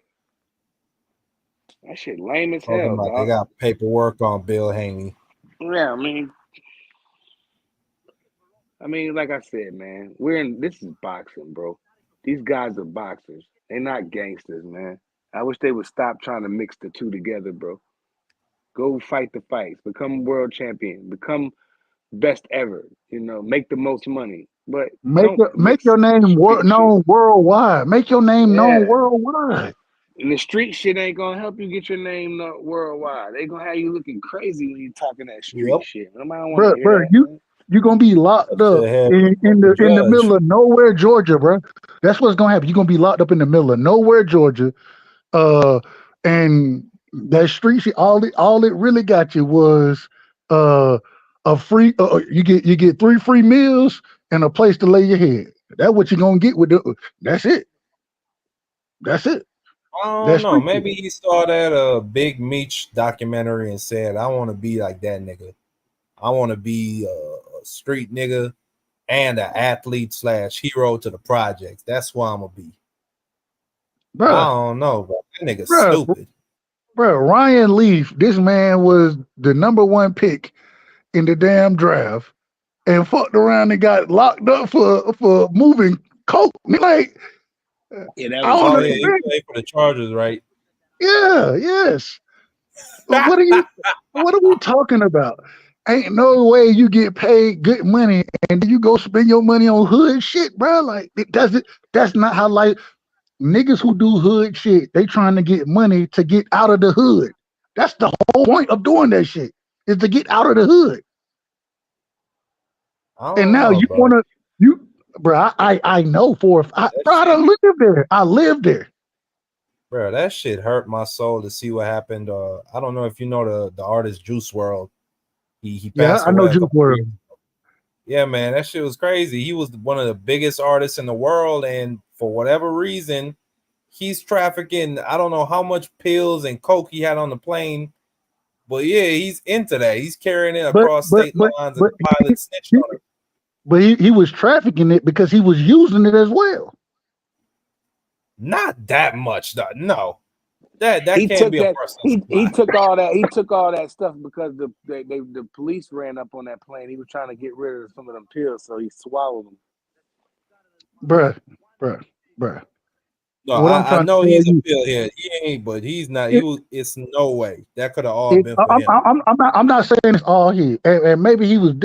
Who knows? What I'm saying is there's a difference between, because I done listen to individuals who smoke, right? Smoking and doing pills and any other type of drug, I think they all kind of different. They all got their own lanes. I done listen to niggas who smoke. They be like, bro, and I'm talking about niggas with money. They'll be like, man, yeah, bro. I went ahead and caught. I grabbed 4 pounds. I'm like, bro, why the fuck you grab 4 pounds, bro? Well, shit, I don't gotta go back. We could just smoke this shit, like. Yeah, that's a you know what I'm saying? Like it wasn't about selling shit. It was about smoking this shit. Like, but that's weed though. That's weed. You can smoke as much as you want to, and it ain't gonna kill you. Whereas when it go to them, I ain't never did a pill. I ain't never did a hard drug in my life. Let me put it that way. The best I'd have never been able to do is smoke weed and drink liquor. That's the best I'd have never been able to do. And so I don't quite understand the mindset, but at the same time, I understand an individual who's smoking mindset. So I think that would be a very similar mindset to a nigga doing the pills. You feel me? And so the more the better, the less I have to re-up. The only difference is I can smoke all this shit and then pass out and go to sleep. Where if you snort that shit or take them pills, your ass ain't gonna wake up. That's the difference. That's really what I think. But I think the kid was a junkie, like the rest of these young boys. No, yeah, he had a lot of demons. Well, yeah, I ain't never messed with no pills, put nothing in my nose. All I've ever done is really edibles, and that's about it. I don't even smoke weed like that. But I get scared somebody might lace my yeah, shit. Like I'm paranoid bro. Yeah, like that. I never tried no Hey, shit like that before. swear to I God, never snorted no shit before in my life. I don't even like water in my nose, so let alone snort some powder in my nose. That ain't happening. bro, I swear to God, bro. I swear to That God. shit. From the time I was small, they scared me off that shit. Where I be seeing people, they got no teeth, they breath stink, they just look musty. I said never, Real never. rockheads. Real rockheads. Yeah. Shoot. But it's crazy to me. So I like in college and shit, bro. Man, we smoked all the damn time. Matter of fact, we were professional smokers. We had bongs and everything. You know what I'm saying? We didn't even roll up. We started using bongs and smoking with the white boys that we worked with. I worked at Best Buy. Had two white boys who worked with me, Thomas and Kenny. The shit was so crazy. They had a 6-foot bong over there, right? 6 foot. I'm 6'5" now. And so what they do is they be like, man, hey, you bring what you want to smoke over here, we gonna let you hit it. All right, cool. So my roommate Leon, the nigga had already been over there. He was working at Best Buy before I was. I was the youngest at the time, you know what I'm saying? Matter of fact, I was a sophomore and had just started working with it. And so goddamn, we go over there. Normally we go over there and play beer pong and shit like that with them. Man, we go over there and Leon was like, bro, I'm gonna just be real with you. Cause I was like, man, I'm gonna hit the 6 foot, bro. We smoke all the damn time, bro. We got 4 bombs at the crib, bro. Like, you know what I'm saying? We'll smoke the crib out. And so I'm like, man, these niggas ain't doing too much. So Leon was like, well, look, I'm just tell you, I hit 3.5 feet of it with some perp. And that was the worst high of my life. I was like, all right, bet. We're gonna get some mid, bro. One of my partners who worked in digital technology, Ben had the pounds and pounds of mid. Another one, he drove the trucks and shit. He also had the pounds and pounds of mid. You know what I'm saying? So, goddamn, we go grab we go grab an ounce zip from Ben, some mid. I was like, hey man, I'm finna smoke this shit all in the 6 foot, bro. Man, goddamn, they filled that motherfucker to the top, bro. When we got over there, I swear to God. And the way you got to do it, the way they do it is so. What you do, the bowl itself is probably like 3 inches deep. You know what I'm saying? So you pack the bowl, they light it, and then they blow into the bowl, and you just keep pulling to fill the tube up or the bong and shit, right? So when you finally get that bit filled up, they pull the slide, and to make sure you catch all the smoke, you pull normally, and then they blow into the other end to blow the rest of the smoke out. On my life, bro, I hit that bit. That bit hit me. I fell down. Boom. I couldn't breathe first. I couldn't breathe. My partner, my white homie, Kenny, he's standing over me talking about, dude, you smell like straight marijuana, bro. Bro, I finally start to blow the smoke out, bro. I started coughing so fucking bad. I'm like, oh shit. Okay, all right, I'm cool now. I'm cool. I done got up. I'm like, all right, let me see how these people. I go sit in the little chair, you know what I'm saying? They in there, they playing FIFA. We got the bitches behind it, they playing beer pong on the ping pong table inside, you know what I'm saying? Goddamn Kenny, he laughing. He like, bro, just wait till you feel this high, bro. Just wait. I'm like, man, chill, bro. You pissing me off. Like, I ain't even feel my heart beating too fast right now. I'm sitting in the damn chair. Bro. You paranoid. 10 minutes later, I put this on everything I love. 10 minutes later, bro, I'm behind my partner car on all fours, bro, trying to throw up, but I can't throw up. I don't know what the hell going on. I can't throw up. Then I'm just sitting there. I'm like, oh God. So I tell Leon, I'm like, bro, open the car, bro. Let me just lay down, turn the air conditioner on. Bro, I lay out in the car, bro. Then he turned the air conditioner on. I can't even stand the air. I'm so goddamn high, bro. The air blowing too hard. I get out the car. I walk around. I stumble around. Man, bro, it was the worst high of my life, and I'll never do it again. I will never do it again. Never. No, It was the it'd first and probably be last good time. if you was by yourself and just chilling. But the fact that you outside and you near people, you scared of judgment and stuff like that, it fucked Bruh. with the eye. That's all it is. It's about your environment. Bro, no. I was too high. I was sick. I wasn't high enough to enjoy it. I was too high. Like just looking at the TV was making me nauseous, bro. Like that's why I end up outside. Like anything that was all I could do was lay back and close my eyes. If I didn't, and then when I did that, shit started spinning. That make it even worse. You know that when the shit starts spinning this bad. So, bro, never again. Never again. Damn, I'd have been high. I don't think I've been that high. Bro, I was so motherfucking high. That shit was scary, bro. I was scared when I was so high. I was scared, bro. Like, I was scared. Like I like to told them motherfucker call the ambulance, bro. That's how bad it was. I swear to God. I swear. The greatest thing is the highest I ever been was on an actual airplane. It was actually before this trip I took up to Boston. Before you get on the plane, and what I found out about TSA is if you put the edibles in a sandwich bag and put it in the pocket of one of your pants and put it in your luggage, they're not gonna find shit. Yeah, like you their good. scanner, they will detect it. So before I get on the plane, I pop 4 100 milligram Delta 9s. Nope, but too much. Did you say 4? Did you say 4? I've took 4 of them bitches, bro.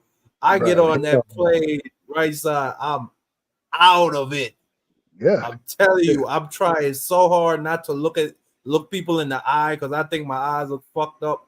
I'm paranoid. I didn't even want to talk to my mom. And she was high with me. Oh, she already knew what the deal was. Oh man. Yeah, bro.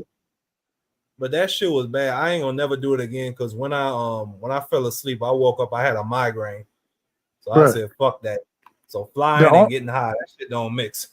The only thing, look, this is what I always, whenever I fly, I'm gonna make sure my flight is in the morning. When I get to the airport, you feel me? I'm going straight to the damn bar. I'm gonna have me 4-5 shots before I jump on the plane. And then I'm gonna take me a couple Tylenol PMs about 30 minutes before it's time to take off. And because if I ain't sleep on the plane, boy, Lord have mercy. And what really happened, I flew to England one time. That's like a 7-hour flight, bro. When I flew to England, the time distortion, like I left at like 10 p.m. at night or some shit. Like the time distortion, opening windows and shit. When folks was opening them, you got sunlight. It was dark. Bro, I didn't know what the fuck was going on, bro. I didn't know how long I was on the plane. Like, it was the worst plane ride I ever had in my life. Hey, you thought you was in the Twilight Zone. Bro, after that, I just said, you know what? When I get on the plane, bro, I'm taking shots and then taking some PMs and I'm taking my ass to sleep because if I ain't sleep, bro, the shit just seemed like it's way too long. I go to sleep. We just took off. We landing right now. Appreciate you. Appreciate it. And then when I get to my resort, normally I'm gonna go back to sleep anyway. So I'm good. I'm good. Yep.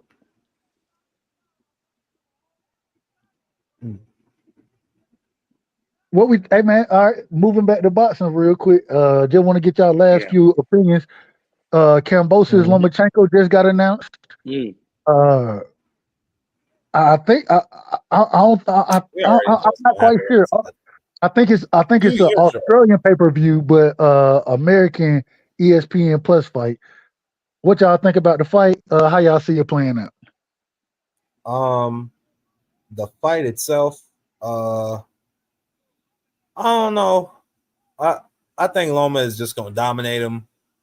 I think that I'm not gonna say Kambosos is gonna get stopped because we've seen him fight T.O. Dev.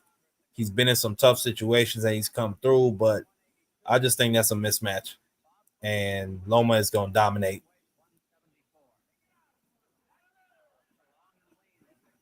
Go ahead, prize fighter. Would you say it again now? Lomachenko and Kambosos. Yeah, I like Lomachenko in that fight. I think Kambosos. I think Lomachenko with his footwork and his angles he be taking is just a lot better than Kambosos. The fight is for the IBF, right? It's on the IBF, right? That fight. I think so. I believe that's for the vacant IBF title. So they're trying to position Loma to be back in position with the belt now that Devin Haney dropped all the titles. But I think I'm gonna go with Loma on this one. I don't think Kambosos has gotten the goods for him. I think Loma's way better than him, way more technical than him, and Kambosos is gonna find out the hard way when them two get in the ring. I think Lomachenko beats him up. Hey, do y'all excuse me? Do y'all think that because they're fighting under the IBF rules, do you think that rehydrating 10 pounds will hurt George Kambosos against Lomachenko? We know Lomachenko has came from the smaller weight classes anyway, so I don't think that 10-pound rehydration clause will be a problem for him. But do you think it'll be a problem for Kambosos? No, I think if Kambosos is on his game and he switched on, it shouldn't be a problem because he walked around at 135 for the Teofimo fight. He was in shape and he was ready. So I predict that whatever was going through his head during the Haney fights, hopefully that's gone. Hopefully he's put the Maxi Hughes performance behind him, and I don't know. He's definitely gonna come in shape. As for the fight, like I said, it's just a terrible mismatch. I think he's gonna get dominated and just gonna get beaten within an inch of his life. I think Loma is gonna torment him. How'd you score the Maxi Hughes fight? I didn't finish it, but I did have Maxi Hughes up after 8. By how many rounds? If you remember. I'll say by 2 rounds. So yeah, I had a pretty distinct lead.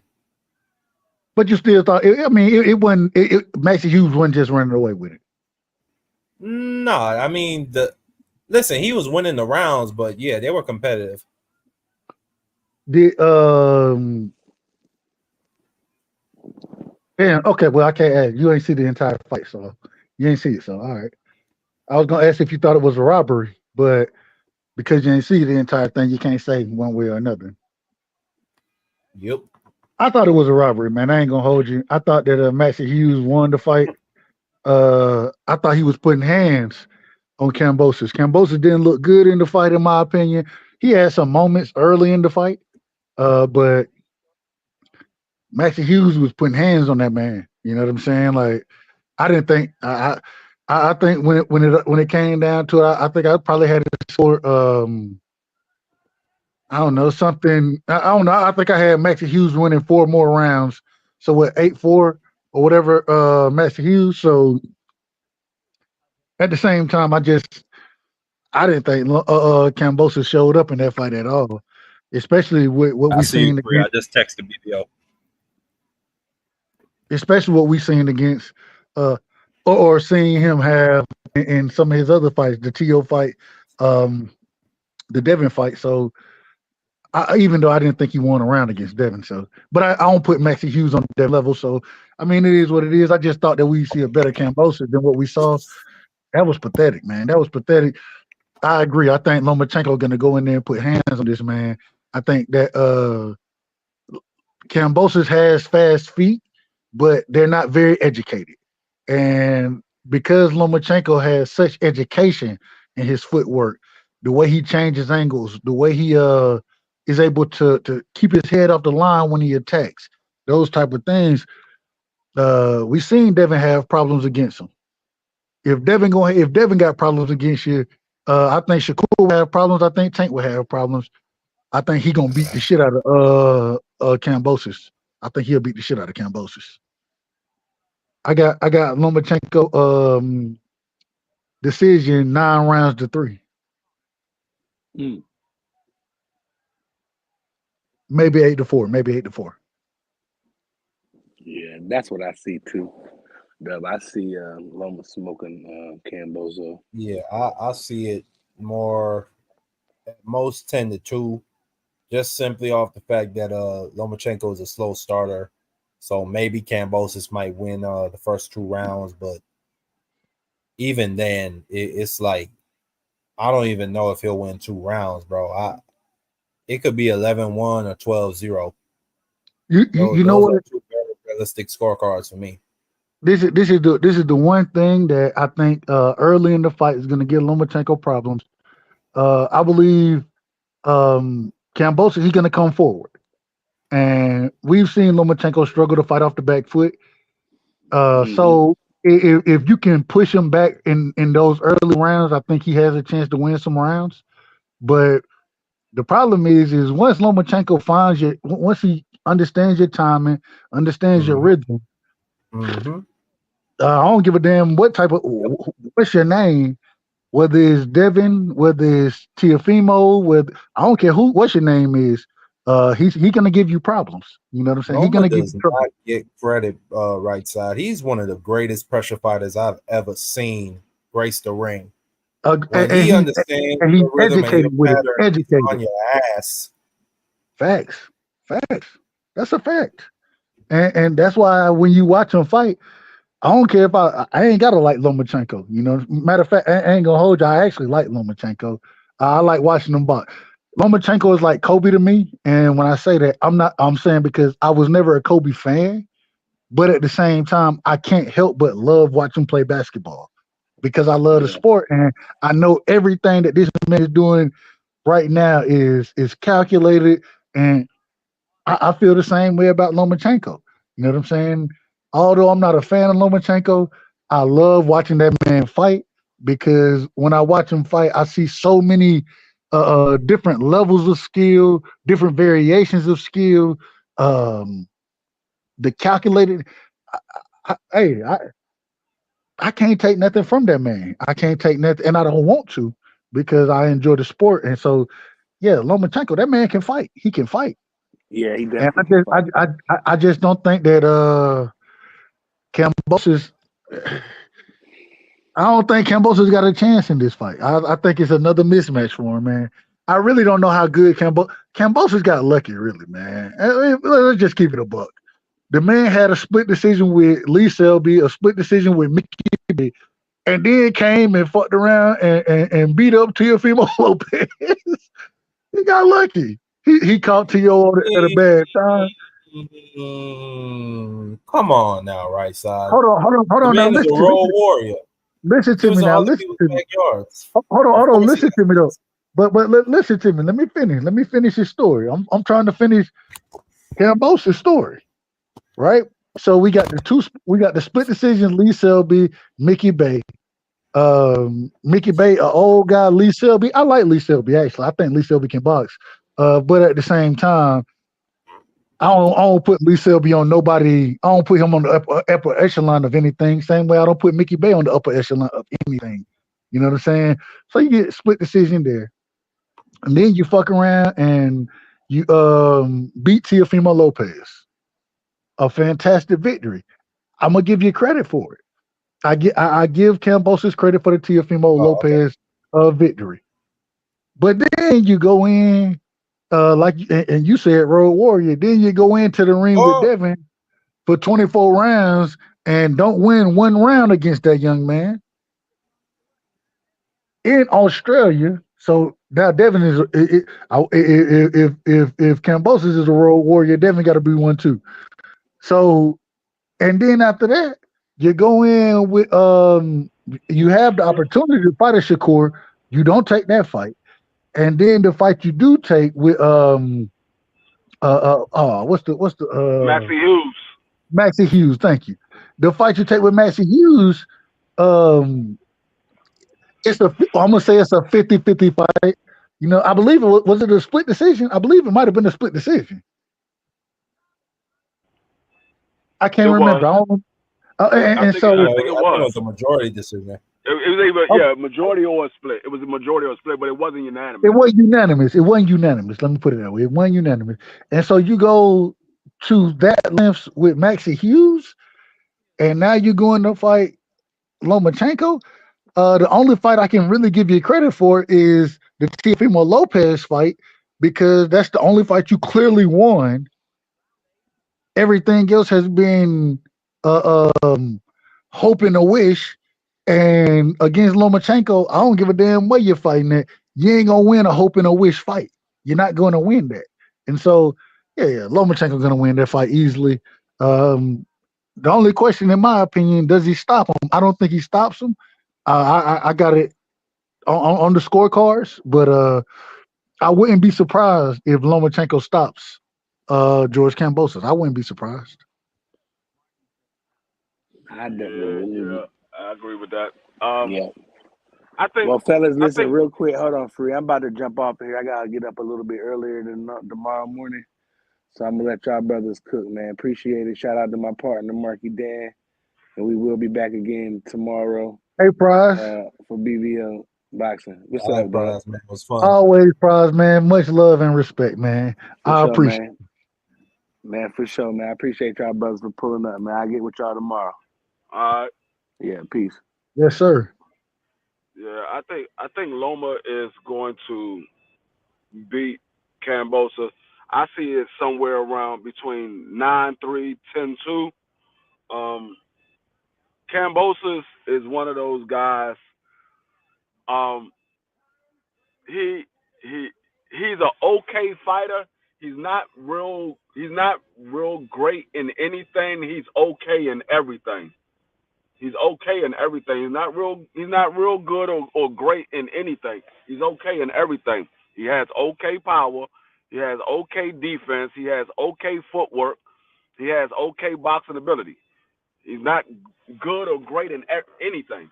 But Kambosos is also a testament to anything can happen any given night. It all depends on who comes in the fight on their A game and who comes in the fight off. T.O. came in off. Kambosos was on his A game, and Kambosos beat T.O.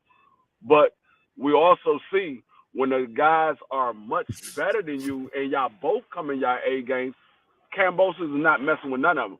I don't think Kambosos could have did anything different against Devin Haney to win that fight. He's just clearly outclassed both fights. Clearly outclassed. It was nothing he could have did differently to win that fight. And I think it's going to be the same thing with Loma. Loma is one of those guys.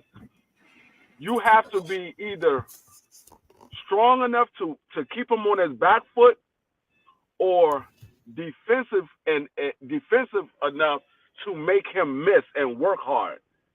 Because Loma is one of those type of fighters. He can box with anybody. But if you can't keep him on his back foot, he's going to be able to dictate the pace and dictate the style of fighting. So Kambosos is not going to keep Loma on his back foot. He might do it the first 2 rounds, and then Loma's going to figure him out, and Kambosos is going to lose every round after that. He's going to lose every round. Once Loma Loma is a slow starter. It takes roughly around 3 to 4 rounds before Loma gets going. But once Loma figures you out, he's going to win damn near every round. With a guy like Kambosos, he's going to win every round. He's going to win every round. Kambosos is not going to win another round once Loma figures him out. He's not going to win another round. And I think Kambosos, he's taking this fight because there's really no other fight for him to take. Anybody else, he probably get beat to a pulp. So I think that's the only reason why he's taking this fight. Loma might be the easiest fight out of everybody that's fighting for a title. Loma might be the easiest one that he can take. Tank, he gets knocked out badly. Shakur, he doesn't even touch Shakur. And we saw what daggone Navarrete could do to Oscar Valdez. I think Navarrete beats Kambosos into submission. So Loma is probably the easiest one that he could take. I prefer Navarrete. At the very least, he's moving up, but Lomachenko at 135. Just no matter how you look at it, Kambosos is going to take a vicious ass whooping from somebody. And I don't know if Loma was the best money on the table or what it was, but hey, he got it, and we finna see it. Yeah, I think his ass Hey, whooped. watch out! I want to ask y'all a question. I want to ask y'all a quick question. Go ahead. What's up? And this is me being a biased individual. This is me being biased. It seems to me that every time an individual ducks Devin Haney, then what ends up happening is they have. Hold on, I'm gonna give examples too. I'm gonna give examples. So they have poor performances. When we look at how Lomachenko ducked Devin Haney, and then when it got beat by Teofimo Lopez, Teo ducked Devin, and when it got beat by George Kambosos, at least George Kambosos took the challenge on, but he just got paws put on him for for all 24 rounds. Then Shakur ducks Devin, and we see what's going on with Shakur right now.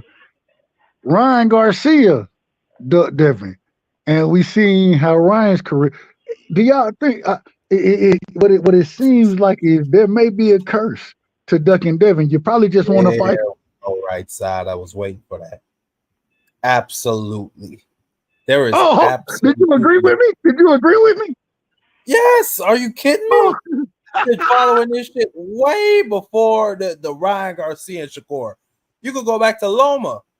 You remember when George Kambosos was trying to fight everybody except Devin Haney, and it looked like the Lomachenko fight was going to happen. Then out of nowhere, the Ukraine war happened. We got the war. We got Putin. Hey, shout out to Putin, man. Shout out to Putin. And I don't mean that literally. I don't mean that literally. Yep. The curse of Devin Haney, it's been a topic of discussion. It's been a subject of research of mine for a long time. I don't know. The boxing guys just telling you, y'all need to fight that young man. Just go ahead and fight him.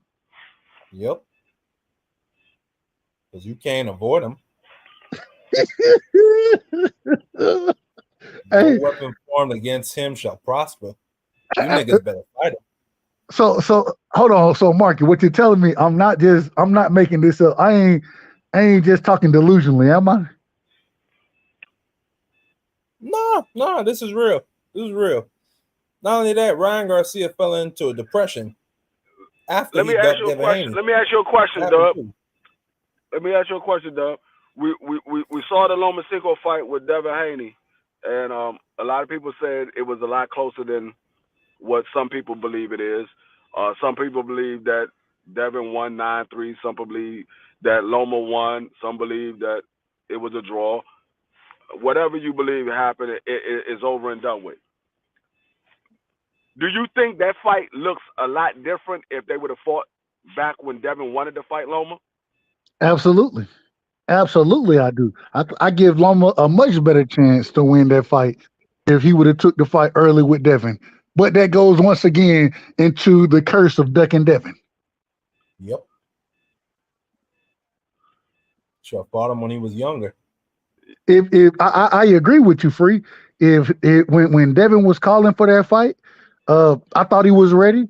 But at the same time, it took for him to be in the ring and hurt against Linares, for him to have, or for JoJo to have success against him, even though he won these fights. Going through adversity, that's the best. That's the best way to prime yourself for a fight. And if he didn't go through that adversity, I don't think he would have beaten Lomachenko. I don't. Even though I thought it back then, I don't think it today that he would have beaten Lomachenko if he didn't go through those. So once again, it's the curse of ducking Devin, because you need to fight this young man now because he's only getting better. He's only getting better, and he's younger than all y'all. He's younger than all y'all.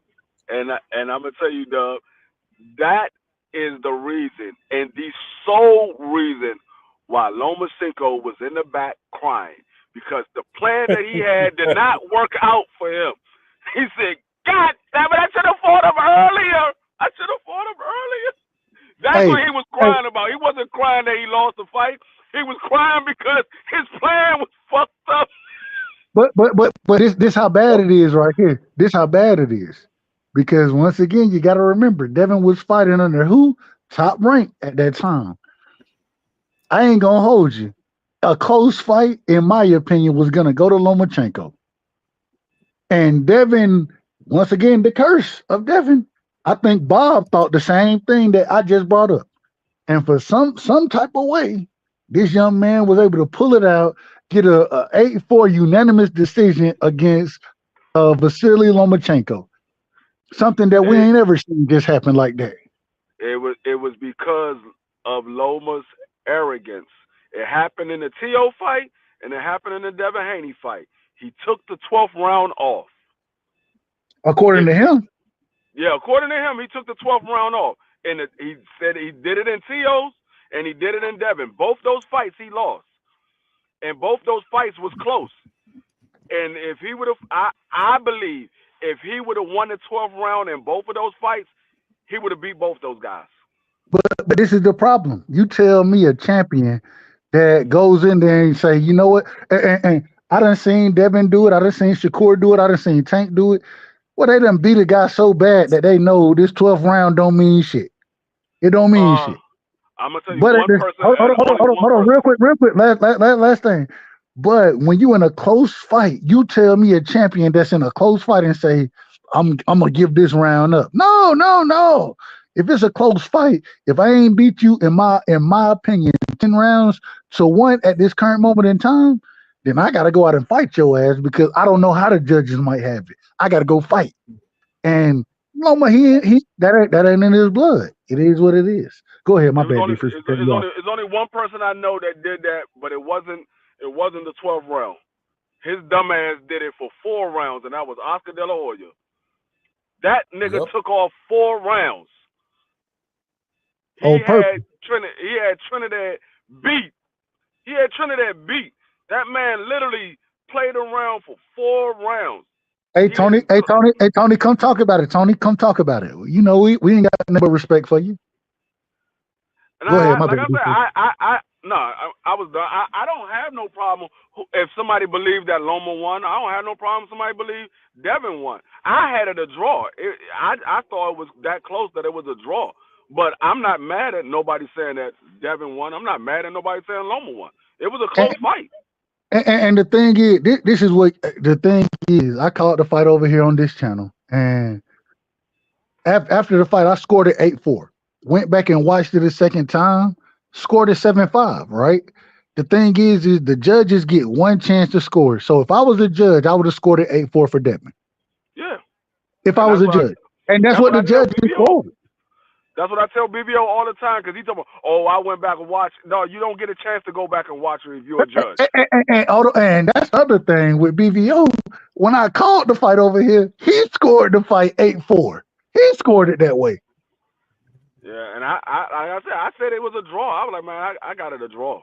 You did. I agree. I don't disagree with that. I'm not disagreeing at all. You said that.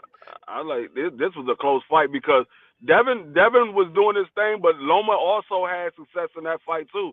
And I was like, Loma had the best moments in the fight. Loma had better moments than Devin, in my opinion. Yeah, the thing is, you just can't judge it off of the moments. You judge it round by round. So just because you had the better moments, that allows you to win that round in that, you know what I'm saying, in that situation. And so the problem with that fight was there were so many rounds that was a swing round. They were close.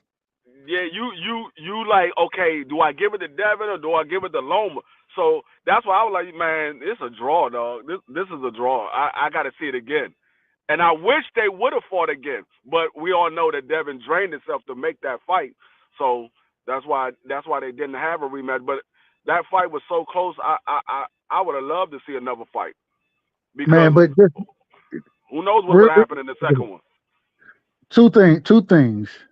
I was always raised, you know what I'm saying? I don't watch, like I said, I don't watch boxing since I was a kid. I don't know, and I'm not saying it's right. I'm not saying it's right, but my uncles, my father, you know what I'm saying? Anybody I was around that was watching boxing, they always tell you, you got to take it from the champion. You know what I'm saying? You got to take it from them. So if it's a close round, 9 times out of 10, the champion gonna get that round. That's Yeah, that. you're right. You're right. And once again, I'm not saying it's right, wrong, or indifferent. I'm just saying this is what when I was coming. This is I kind of live.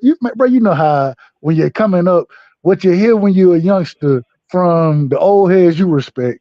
You kind of take that on, and yeah, you can make adjustments and change your opinion here and there. But at the end of the day, in a close round goes to the champion. You got to take it from them. The second thing is that, like you said, D Free, it'd be amazing to see Devin and Loma fight at 140. Loma wouldn't stand a chance in that fight. Hell no. The thing is that Loma came up from 126, right? Mm-hmm. And so I don't think Loma goes past 135. I think that's gonna be his strongest weight for him. Actually, I think 130 is actually better for him than 135 is. At the same time, Devin was at 135 for 7 years. Yeah. And Yeah. like you said, draining yourself. If that's why I say it'd be interesting to see the best of both individuals. You know what I'm saying against them. And the reason it'd be interesting because if Devin beat your drain, I think Devin might stop Loma. If he was able to fight him at 140. When Yeah. Bill Haney was saying, sit on that brick hand. The problem is the brick hand didn't have shit behind it because you done drained all of the shit you're supposed to have behind it. It ain't got nothing. And so Right. when we seen that same brick hand against Regis, I think Regis got a better chin than Loma. That's my opinion, but it is what it is. When we seen that brick hand carried different power than what it did against Lomachenko.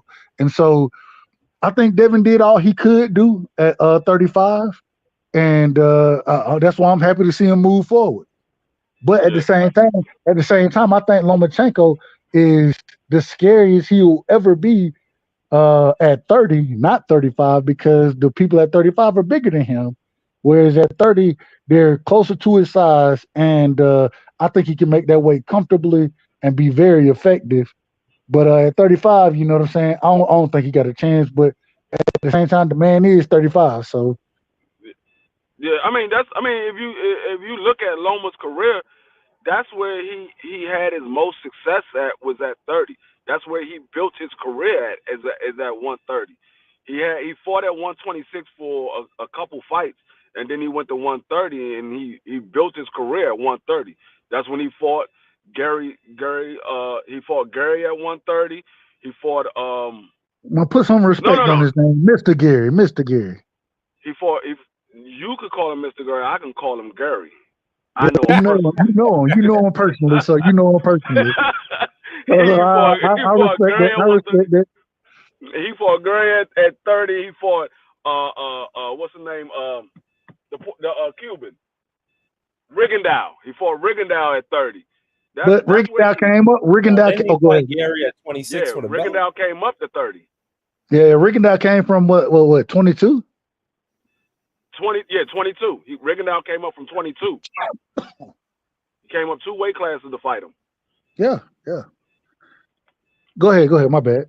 So I think he's really a 130-pound fighter, but he has the boxing ability to be able to box with those guys at 135.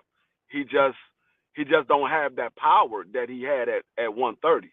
That power hasn't translated to 35. Those guys are much bigger at 35. Hey, real quick, I can't say I know we got somebody who just jumped on. I couldn't see who it is. Marky, introduce him, man. I can't see who it is. Introduce yourself, brother. I don't know who I am. Who am I? What up, Tony? I'm gonna guess and say that's Tony's reviews. Yeah, man. Shout out to my brother Tony, man. That's my brother. Voice. Yeah. Mm-hmm. What up, Alright, Tony? you What told you me got? this before. Was good. Hey, I told you come. You told me that Lomachenko beat Devin. That's what you said, right? Yeah, he did. Break it down. I saw where Lomachenko had moments, like I brought up earlier. Hmm. I saw, and I thought he had bigger moments than Devin. But even in those bigger moments, it's still a 10-9 round. You know what I'm saying? And Devin banked the majority of the early rounds, and he won a couple of the late rounds. You know what I'm saying? Especially when Lomachenko tell you that he need fight in the 12th round. What talk to me, Tony? How'd you score the fight? Break it down. What round? Do your thing, my brother. You know I got respect for you. Give me 2 seconds.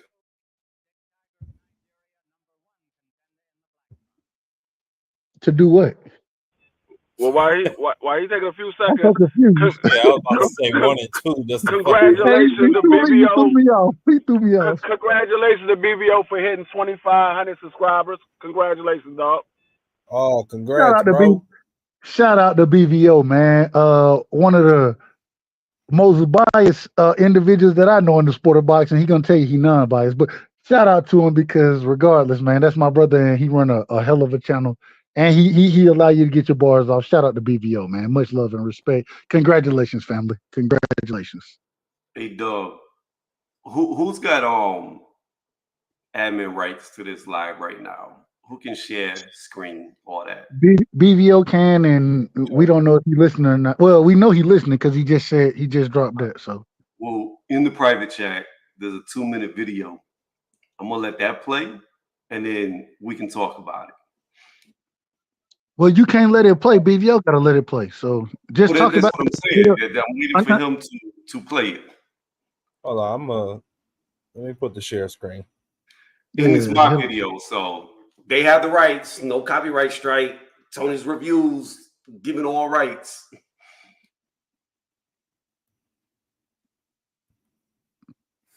Hey, BVO, go ahead with the share screen. No copyright. It's mine, and I'm not gonna flag you. It's mine. I can't. Hey, well, Yeah, I have heard. Go ahead. Here we go. Let's see. Excuse me. Just listen to it. Oh, I got a minute into this. Sure.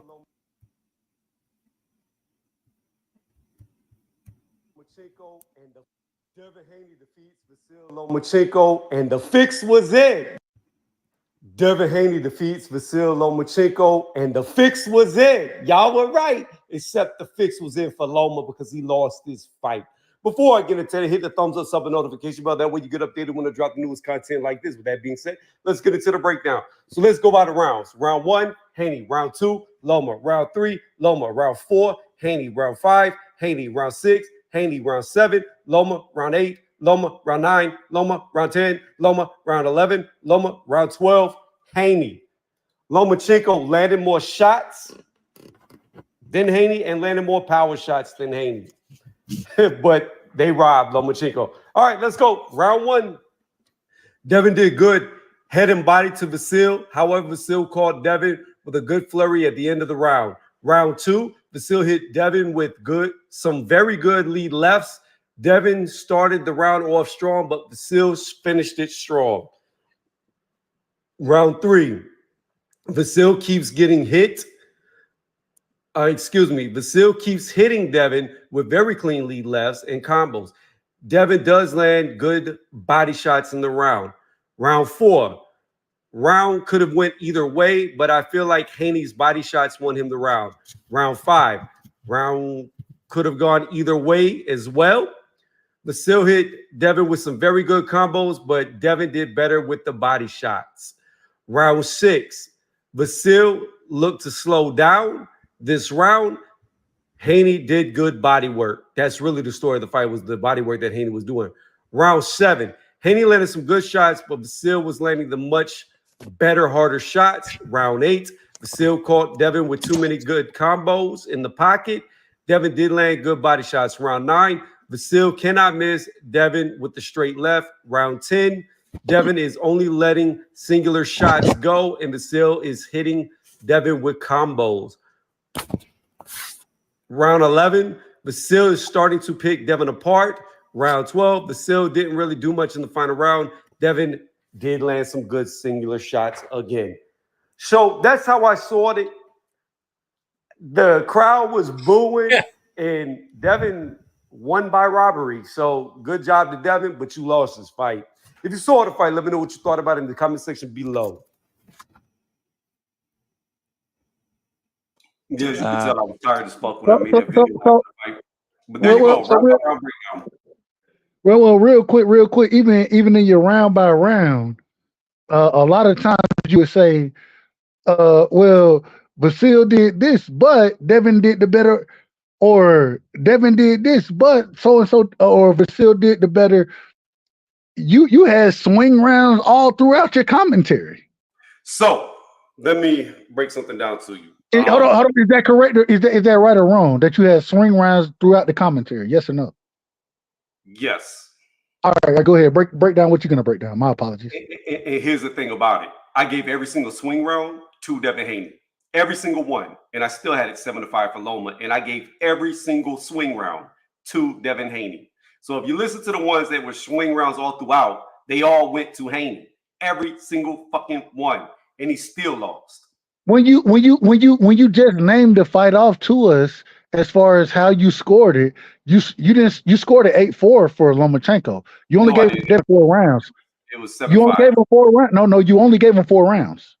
Listen to it again.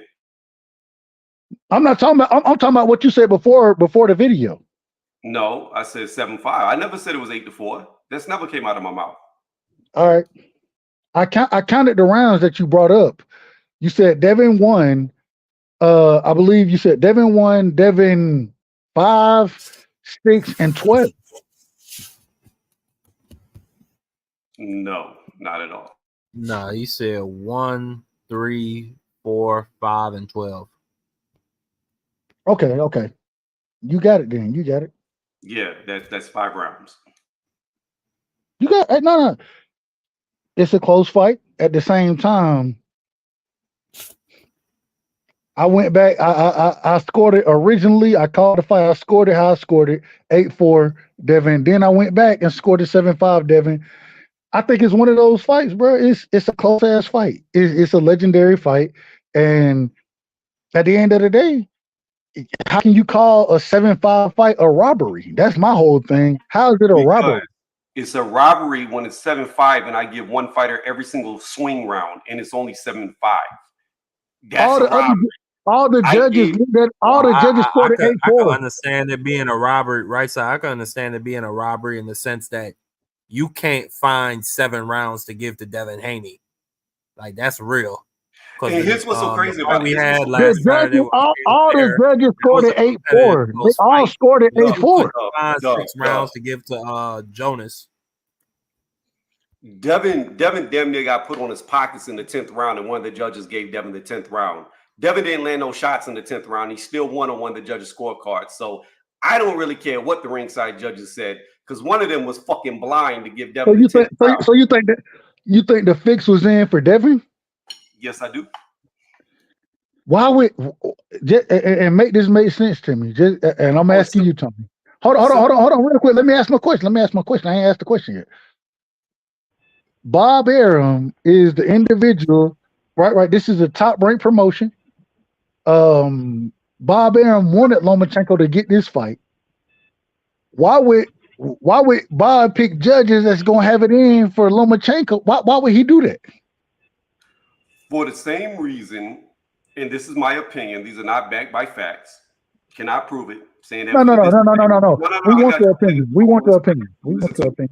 For the same reason that Manny was robbed against Timothy Bradley when he was the up-and-coming star. For the same reason why Manny was robbed against Jeff Horn when he was the up-and-coming star. The same reason why Nicholas Walters was set up to get beat by Lomachenko when Lomachenko was the up-and-coming star. BobArum, in my opinion, is notorious for taking his fighters and either having them robbed on the scorecards or they're shelved and then they're ring rusted to be put in there with the up-and-coming dude to pass the torch. That's what he does, in my opinion. And the thing about it is this: Devin had no more fights with him, contract. Right. It was a bad, listen to me, It was a bad business move. You get Devin to win a close fight, and then you re-sign him. You got him. He's young. He's undisputed. So now you have a cash cow going forward. Let me ask you a question real quick. I just want to ask. So you're saying what you're saying is that Bob wanted Devin to win, so Devin would re-sign with TopRank? Yep, that's my personal opinion. And this is the only thing I'll say. I'm not going to disagree with you. Maybe that's true. What I will say is that then why would, according to Shakur, when Devin offered this man a contract, why would he turn that contract down? That would have been a TopRank fight. Why would, according to Shakur, this is only according to him, he said he got a call, and when they called him, they was like, you probably shouldn't even take this deal, not even look at it. And he turned down the Devin Haney. Why would TopRank say that if that's make that make sense. Make that make sense. Because at the time that Devin and Bill wanted to fight Shakur, he had already said and made it public that he was going back to Matchroom. So he was already with Matchroom at that time. Secondly, it was a bad. Hold on, wait. Yes. My bad. Go ahead. Finish. My bad. Secondly, they never turned down the fight. It was a bad deal. He was offered 10% less than what he should have gotten. What ended up happening was they forced the mandatory on Devin Haney, and it was Devin Haney either goes up, has to fight Shakur at the current weight of 135, or be stripped. Devin chose to go up to evade the mandatory that was implemented on him. So they forced the fight on Devin. He just left the division. But this is the problem. Hold on. This is the problem with what you're saying. Once again, if Bob, right? We're talking about Bob and his control. If Bob has the opportunity to make the fight with Shakur and Devin, and they believe that Shakur is going to go in there and beat Devin at 135, the offer has been sent. According to Shakur, when they called me about it, they told me I shouldn't even look at this offer. That's what he said. I didn't say it. Not even that. Hold on. Last point. Let me just finish. And so, if all these things are the case, why would you tell Shakur not to look at this when you know that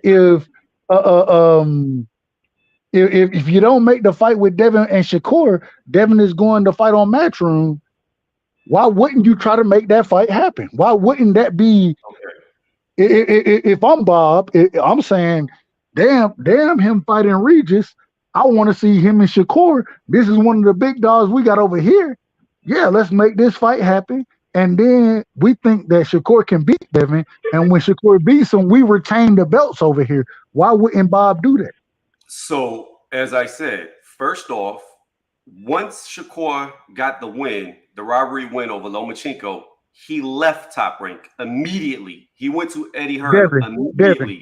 Devin. That's what I said, Devin, my bad. Devin left TopRank immediately. He went right back to Eddie.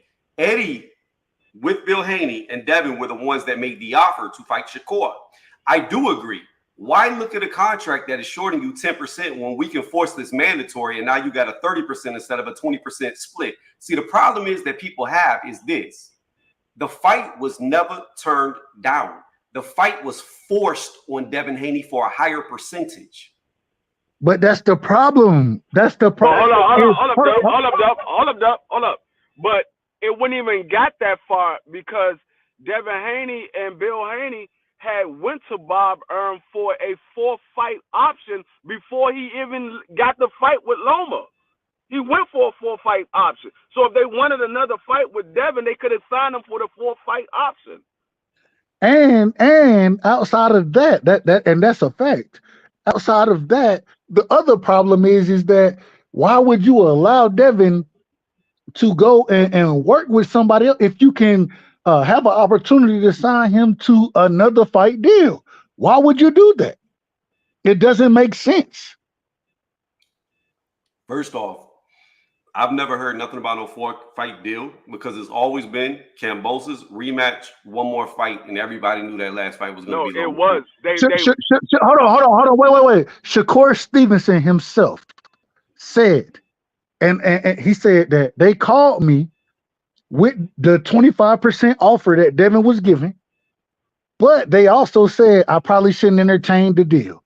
And so I didn't worry about it. That's what Shakur said. Yes, and He I've already said that. explained to you. The reason why is, why am I going to entertain a deal for less money when I can get more money and force you to fight me? The reason you do it is because you don't end up looking bad against Edward De Los Santos, and then all of a sudden trying to figure out who you're fighting next. That's why you do it. You go and build your legacy, and you take that. Everybody in the had to take small money. We understand that. I mean, we got to remember that 25% was a voluntary fight.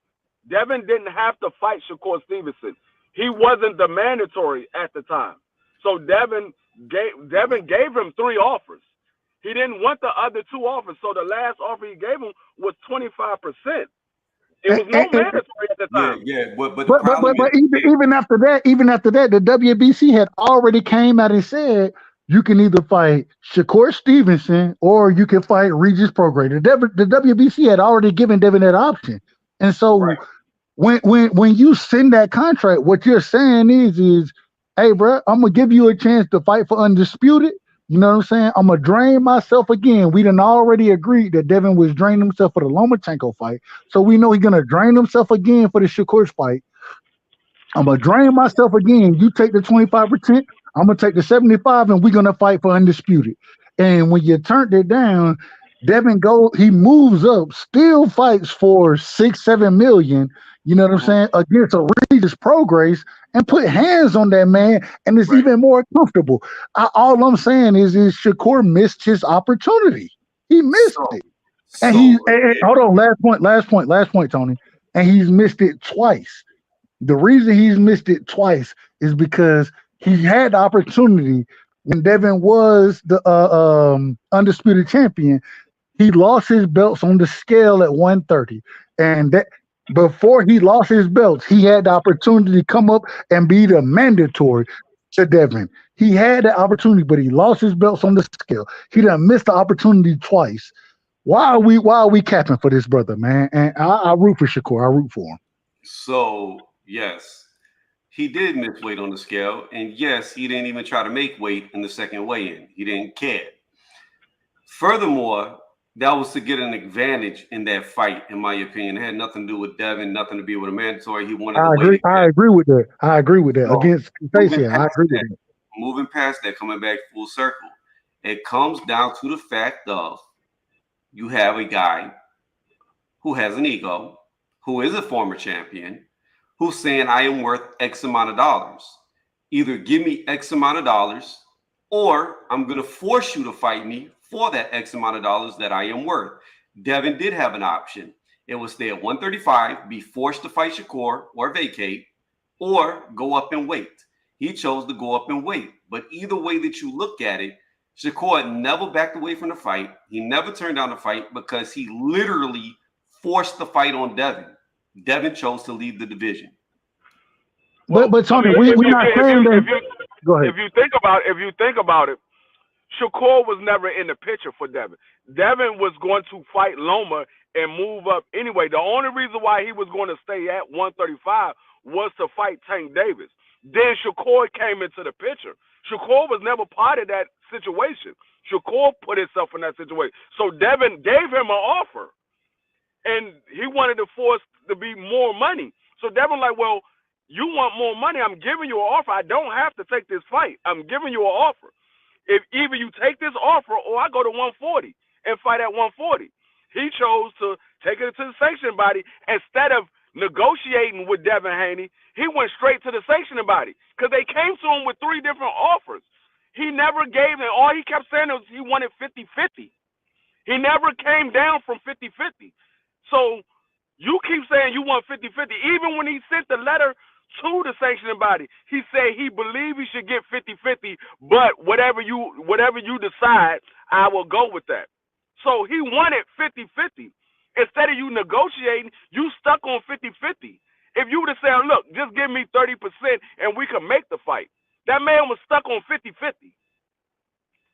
Yeah, I got you. And that's, again, where it comes into egos. But at the end of the day, if Shakur didn't want to fight him, he wouldn't have had the sanctioning body and forced the fight on Devin. I'm not saying he didn't want to fight him. Again, we agree. Hold on. So the outcome of that was Devin goes up, and now Shakur has the WBC title. I'm not saying We that. agree. No, I'm not saying Hold on, real quick. We agree. We agree on that. We not disagreeing at all. All I'm saying is that now with Shakur having, and this was our topic of conversation earlier, with Shakur having that WBC belt, it seems like he was looking to try to gain another belt, the WBO belt, in fighting Navarrete, and now Navarrete is going to be fighting Dennis. Is that his name, Dennis? I think that's Dennis. his name. Yeah, that's his But name. Yeah, Denise. But the thing is that you had a chance to be undisputed. You didn't have to worry about making these fights. You was gonna have everything. You turned that down, and now all of a sudden, when they come out and say Navarrete fighting Dennis, you want to say you're retiring because you're not able to get the fights that you want. Well, you had the opportunity to get the fight that you want to become what you've been telling us. I'm a Shakur fan. The man been telling me he want to be undisputed. I watched Bob maneuver around his undisputed title and say, we ain't worried about you becoming undisputed. We trying to make this fight and this fight and this fight. I watched Bob do it. And so all I'm saying, the man said he wanted to be undisputed. Take the fight with Devin Haney. I want to see that fight. I picked Devin to win, but at the same time, I want to see the fight. And so take that fight. And now all of a sudden, you can't get no fight that you looking to make. You ain't getting a Navarrete fight. Now all of a sudden, it seemed like you're gonna be shelved for. It was a bad move for you not to take that Devin fight, man. That was a bad move. Okay, so hindsight is 50-50. You don't know what the future is gonna Agree. Hindsight is 50-50. What I'm saying is this. Could he have come down? I'm not disagreeing that he could not have been at the knees and gave Devin everything he wanted. But the fact of the matter is, he didn't want to bend at the knee. And because he didn't want to bend at the knee, he had to fight forced. I think that's bending at the knee, though. Hold on. It is bending at the knee, because if you feel like you are worth more than what they are offering you, and what they're offering you is less than what you would get is the mandatory, and you can implement the mandatory on him, then you're going to feel like you're getting cheated. Regardless. Now, you could do what Mayweather did, take the short end of the stick. You could do what Devin did, take the short end of the stick. Or you could do what most people do and say, fuck that. I want what I'm worth, and you don't go with the lesser deal. So but special fighters understand that they have to take that lesser deal to become what they want to become. This is what fighters have to do. Okay. But Tony, he can't then turn around and be like, man, fuck this boxing shit. This shit is rigged. No, you had that opportunity right in your face.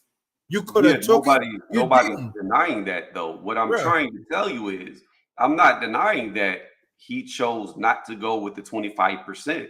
I'm not denying that at all. But what I'm saying is the fact that he had to fight forced on Devin Haney for a higher percentage proves that he wanted to fight Devin. He just wasn't willing to take the lesser deal. He can do that. I ain't got no problem with it. What I'm saying is at the end of the day, is he in position to force anything? No, he's not. And so because he's not in that position, why wouldn't you just and like you just said, we didn't all see Devin took 23% against George Kambosos. Who's a bigger fighter, Devin Haney or George Kambosos? Who's the bigger fighter? We know Devin is. We know that. Well, all right, Tony. All right. I'm just trying to make this point. This is the point I'm trying to make. This all right. If you want to argue that, then we'll argue it. But what I'm saying is that Devin took a lesser percentage against a lesser fighter to become what he wanted to be, undisputed. Yeah, if you want to be undisputed, if you want, man, take the 25% and beat Devin ass, bro. Like, so here's the deal. Kambosos being a lesser fighter at that time, I disagree with you, because Kambosos beat the man that beat the man. He beat Teofimo Lopez. No matter how much people hate it, no matter how many Teo fans cry about it, he whooped that ass. He beat that ass. He sat him on the spot. We agree. It really wasn't even competitive, but for one round where Teo got a good lick in and put him down. But after that, he got completely dominated again. So the fact of the matter is, all the momentum, all the accolades, all the hype was around George Kambosos. Devin Haney believed. Hold on, let me finish. Devin Haney believed in himself. He left Matchroom, which obviously he never wanted to leave because he went right back to Eddie after this 3-fight deal was over.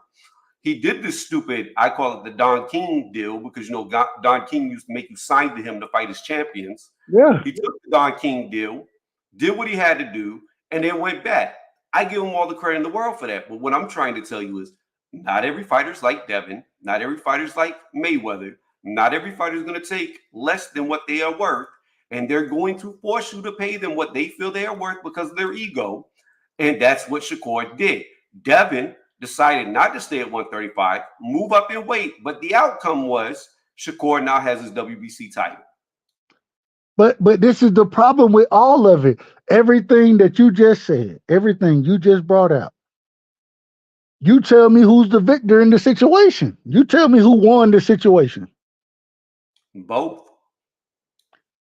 No. Shakur's not winning right now. He's not winning. Well, he did win because he got the WBC title. And now, and see, that's my problem. For me, winning for Shakur isn't. I expect him to be a champion. I expect that out of him. Winning for Shakur, in my opinion, the same thing with Devin. The way he went and became undisputed. Shakur has always said he wanted to be undisputed.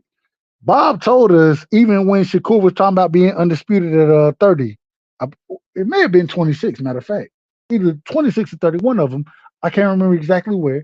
But Bob was like, no, well, we don't have that in the plans for you. And Bob continued with his plans for Shakur. So all I'm saying is that I don't think that, and I hope I'm wrong. I hope Shakur does become undisputed. You know what I'm saying? I'm a fan of Shakur. At the same time, I do think that because he didn't rock with Bob so damn long that at least he understands it now. The problem with him understanding it now is that when Bud finally said something about it, he was a free agent. And Bud filed a lawsuit as well. He did do that. And so that it was a little different with Bud, but at this current moment in time, where Shakur is at, Shakur is not in a good place, especially with TopRank. I hope he don't get the Mikey Garcia treatment. Go ahead, my bad. I disagree completely because, see, here's the thing about it. As high as people are on Navarrete, Denise is going to beat that ass. He's going to beat that ass. The only problem with Denise is like Lomachenko, he's older, but he fights just like, I don't know if you've ever watched him, but he fights just like Lomachenko, but he's a lot bigger, a hell of a lot bigger. So Navarrete, with his I eat chicken and drink beer during training camp ass, is going to get his ass whooped. The thing about it is this. Kambosos on paper should lose to Lomachenko, but we never know how that fight's going to go because you have two quick guys fighting each other, and they're going to be circling each other in the pocket. I have Loma winning that fight, but if you really think about it, if Shakur would just shut the fuck up, fight whoever Bob gives him next, Bob is setting him up for an easy win because what he's doing is he's putting Navarrete in the gauntlet. He's putting Lomachenko in the gauntlet so they both take damage in their fights. Shakur has an easy fight. Then he fights one of those two champions who just came out of a war and they're damaged and he walks through them. He's setting it up for Shakur to easily take these belts because he's not running them through the gauntlet, but people don't have foresight. But what's stopping those two from fighting each other? And just freezing out Shakur. You didn't listen to me. You didn't listen to me. He's got all the belts are vacated because Devin lost. So he's got his guys playing cleanup to pick up the other belts. And he's putting them in competitive fights. And he's going to put Shakur in a non-competitive fight so he doesn't get damaged. So he's as close to 100% as you could be in a quick turnaround to fight one of those other champions that get damaged in their fight. It's a scheme to me. Gotcha. I see it. I see it for what it is. He's got both of them going to pick up vacated belts in hard fights, and he's going to give Shakur an easy ass fight, and then have him beat up on one of the guys who get beat up the most. But this is the problem. Shakur's Hold last on, fight. hold on, real quick. The problem with what you're saying, Tony, is that the only way he can do that is if Shakur re-signs with him and continues his contract with him. If Shakur goes ahead and makes whatever fight you want to tell me he's gonna make, whatever fight, and then goes and wants to move as a free agent, which is the whole reason we've been saying Shakur's in a bad spot right now because he may end up getting shelved. For all we know, we don't know exactly how things are going to work with him. I hope he don't get shelved. I hope he don't.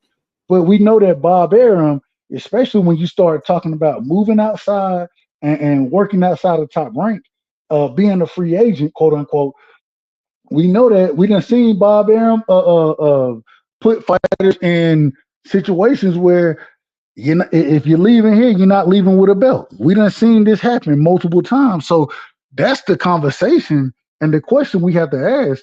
You could tell me that he building whatever for Shakur, but for him to build anything for Shakur, that means that Shakur has to re-sign with Top Rank.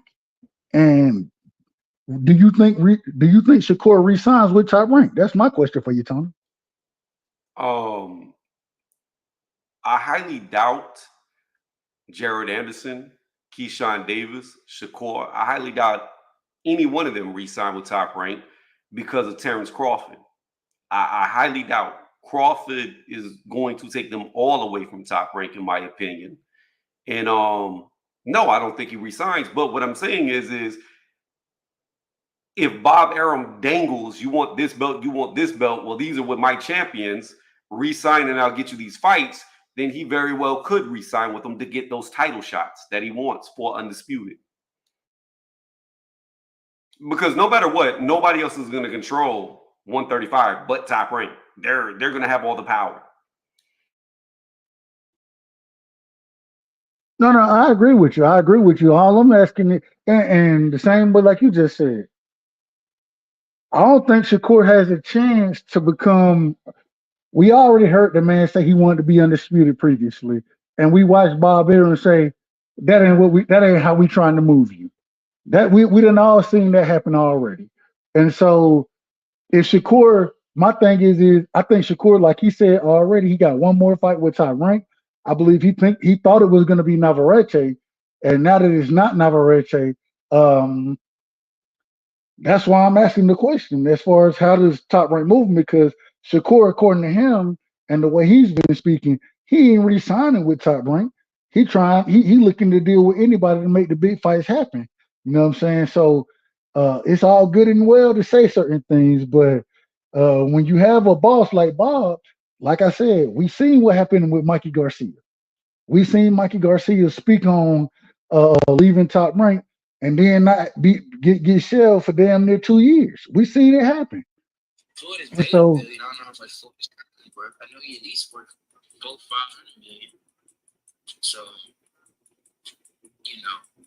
that wouldn't even be worth the effort, truthfully, in my opinion. But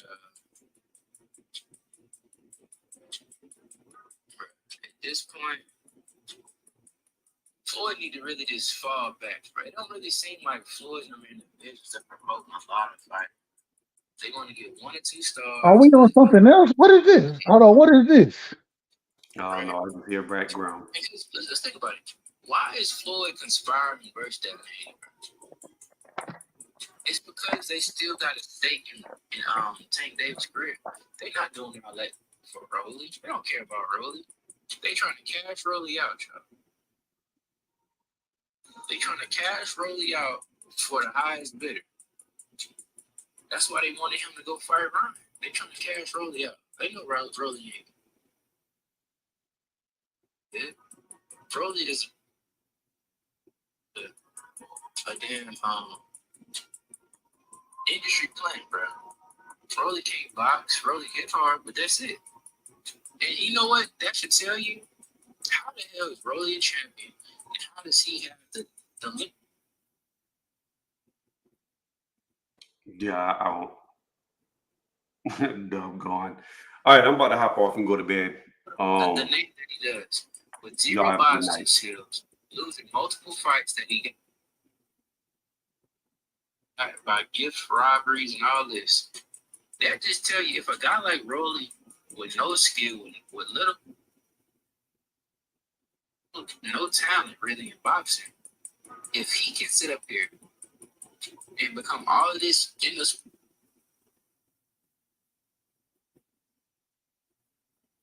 of boxing simply because of a Floyd Mayweather cosign, when I tell y'all Tank has benefited greatly from Floyd's influence, where they all say, bro, Tank the face of boxing. God says my resurrection machine. Now that I'm alone, cause right now it's 6 in a week. Can't come through the phone, and I know it makes no sense. But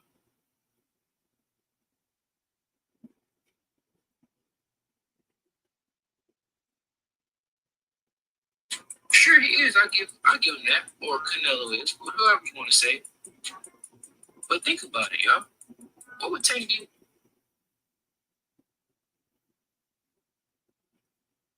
without Floyd right now? If he had to do it on his own. Imagine if Devin was with Floyd right now. So when people try to act like it's all tanking, bro, it was tanking, that was it, bro. And you know, give Tank his due because it's all Tank. He didn't work hard, bro. This team, it's the Floyd cosign, bro. If Rolly could become what he's become in boxing, with no talent, with no skills, barely can, like, Rolly ain't even a smart human being, bro. If he got this far just because of the Floyd cosign and being promoted by him, of course he got like Tank with actual talent, with a solid skill set, gonna become this. But this doesn't also mean Tank is just some otherworldly boxing great. Because we see. Oh shit! I thought I was on mute. Hey, what's up, guys? Looks like the stream is over.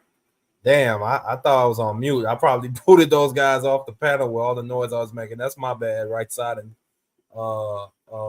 Tony. But yeah, I'm gonna head out. BVO is probably gonna close out soon. It was a lot of fun talking to y'all. We're gonna chop it up another day, man. It's your boy MarkyDan, the historian. Peace out.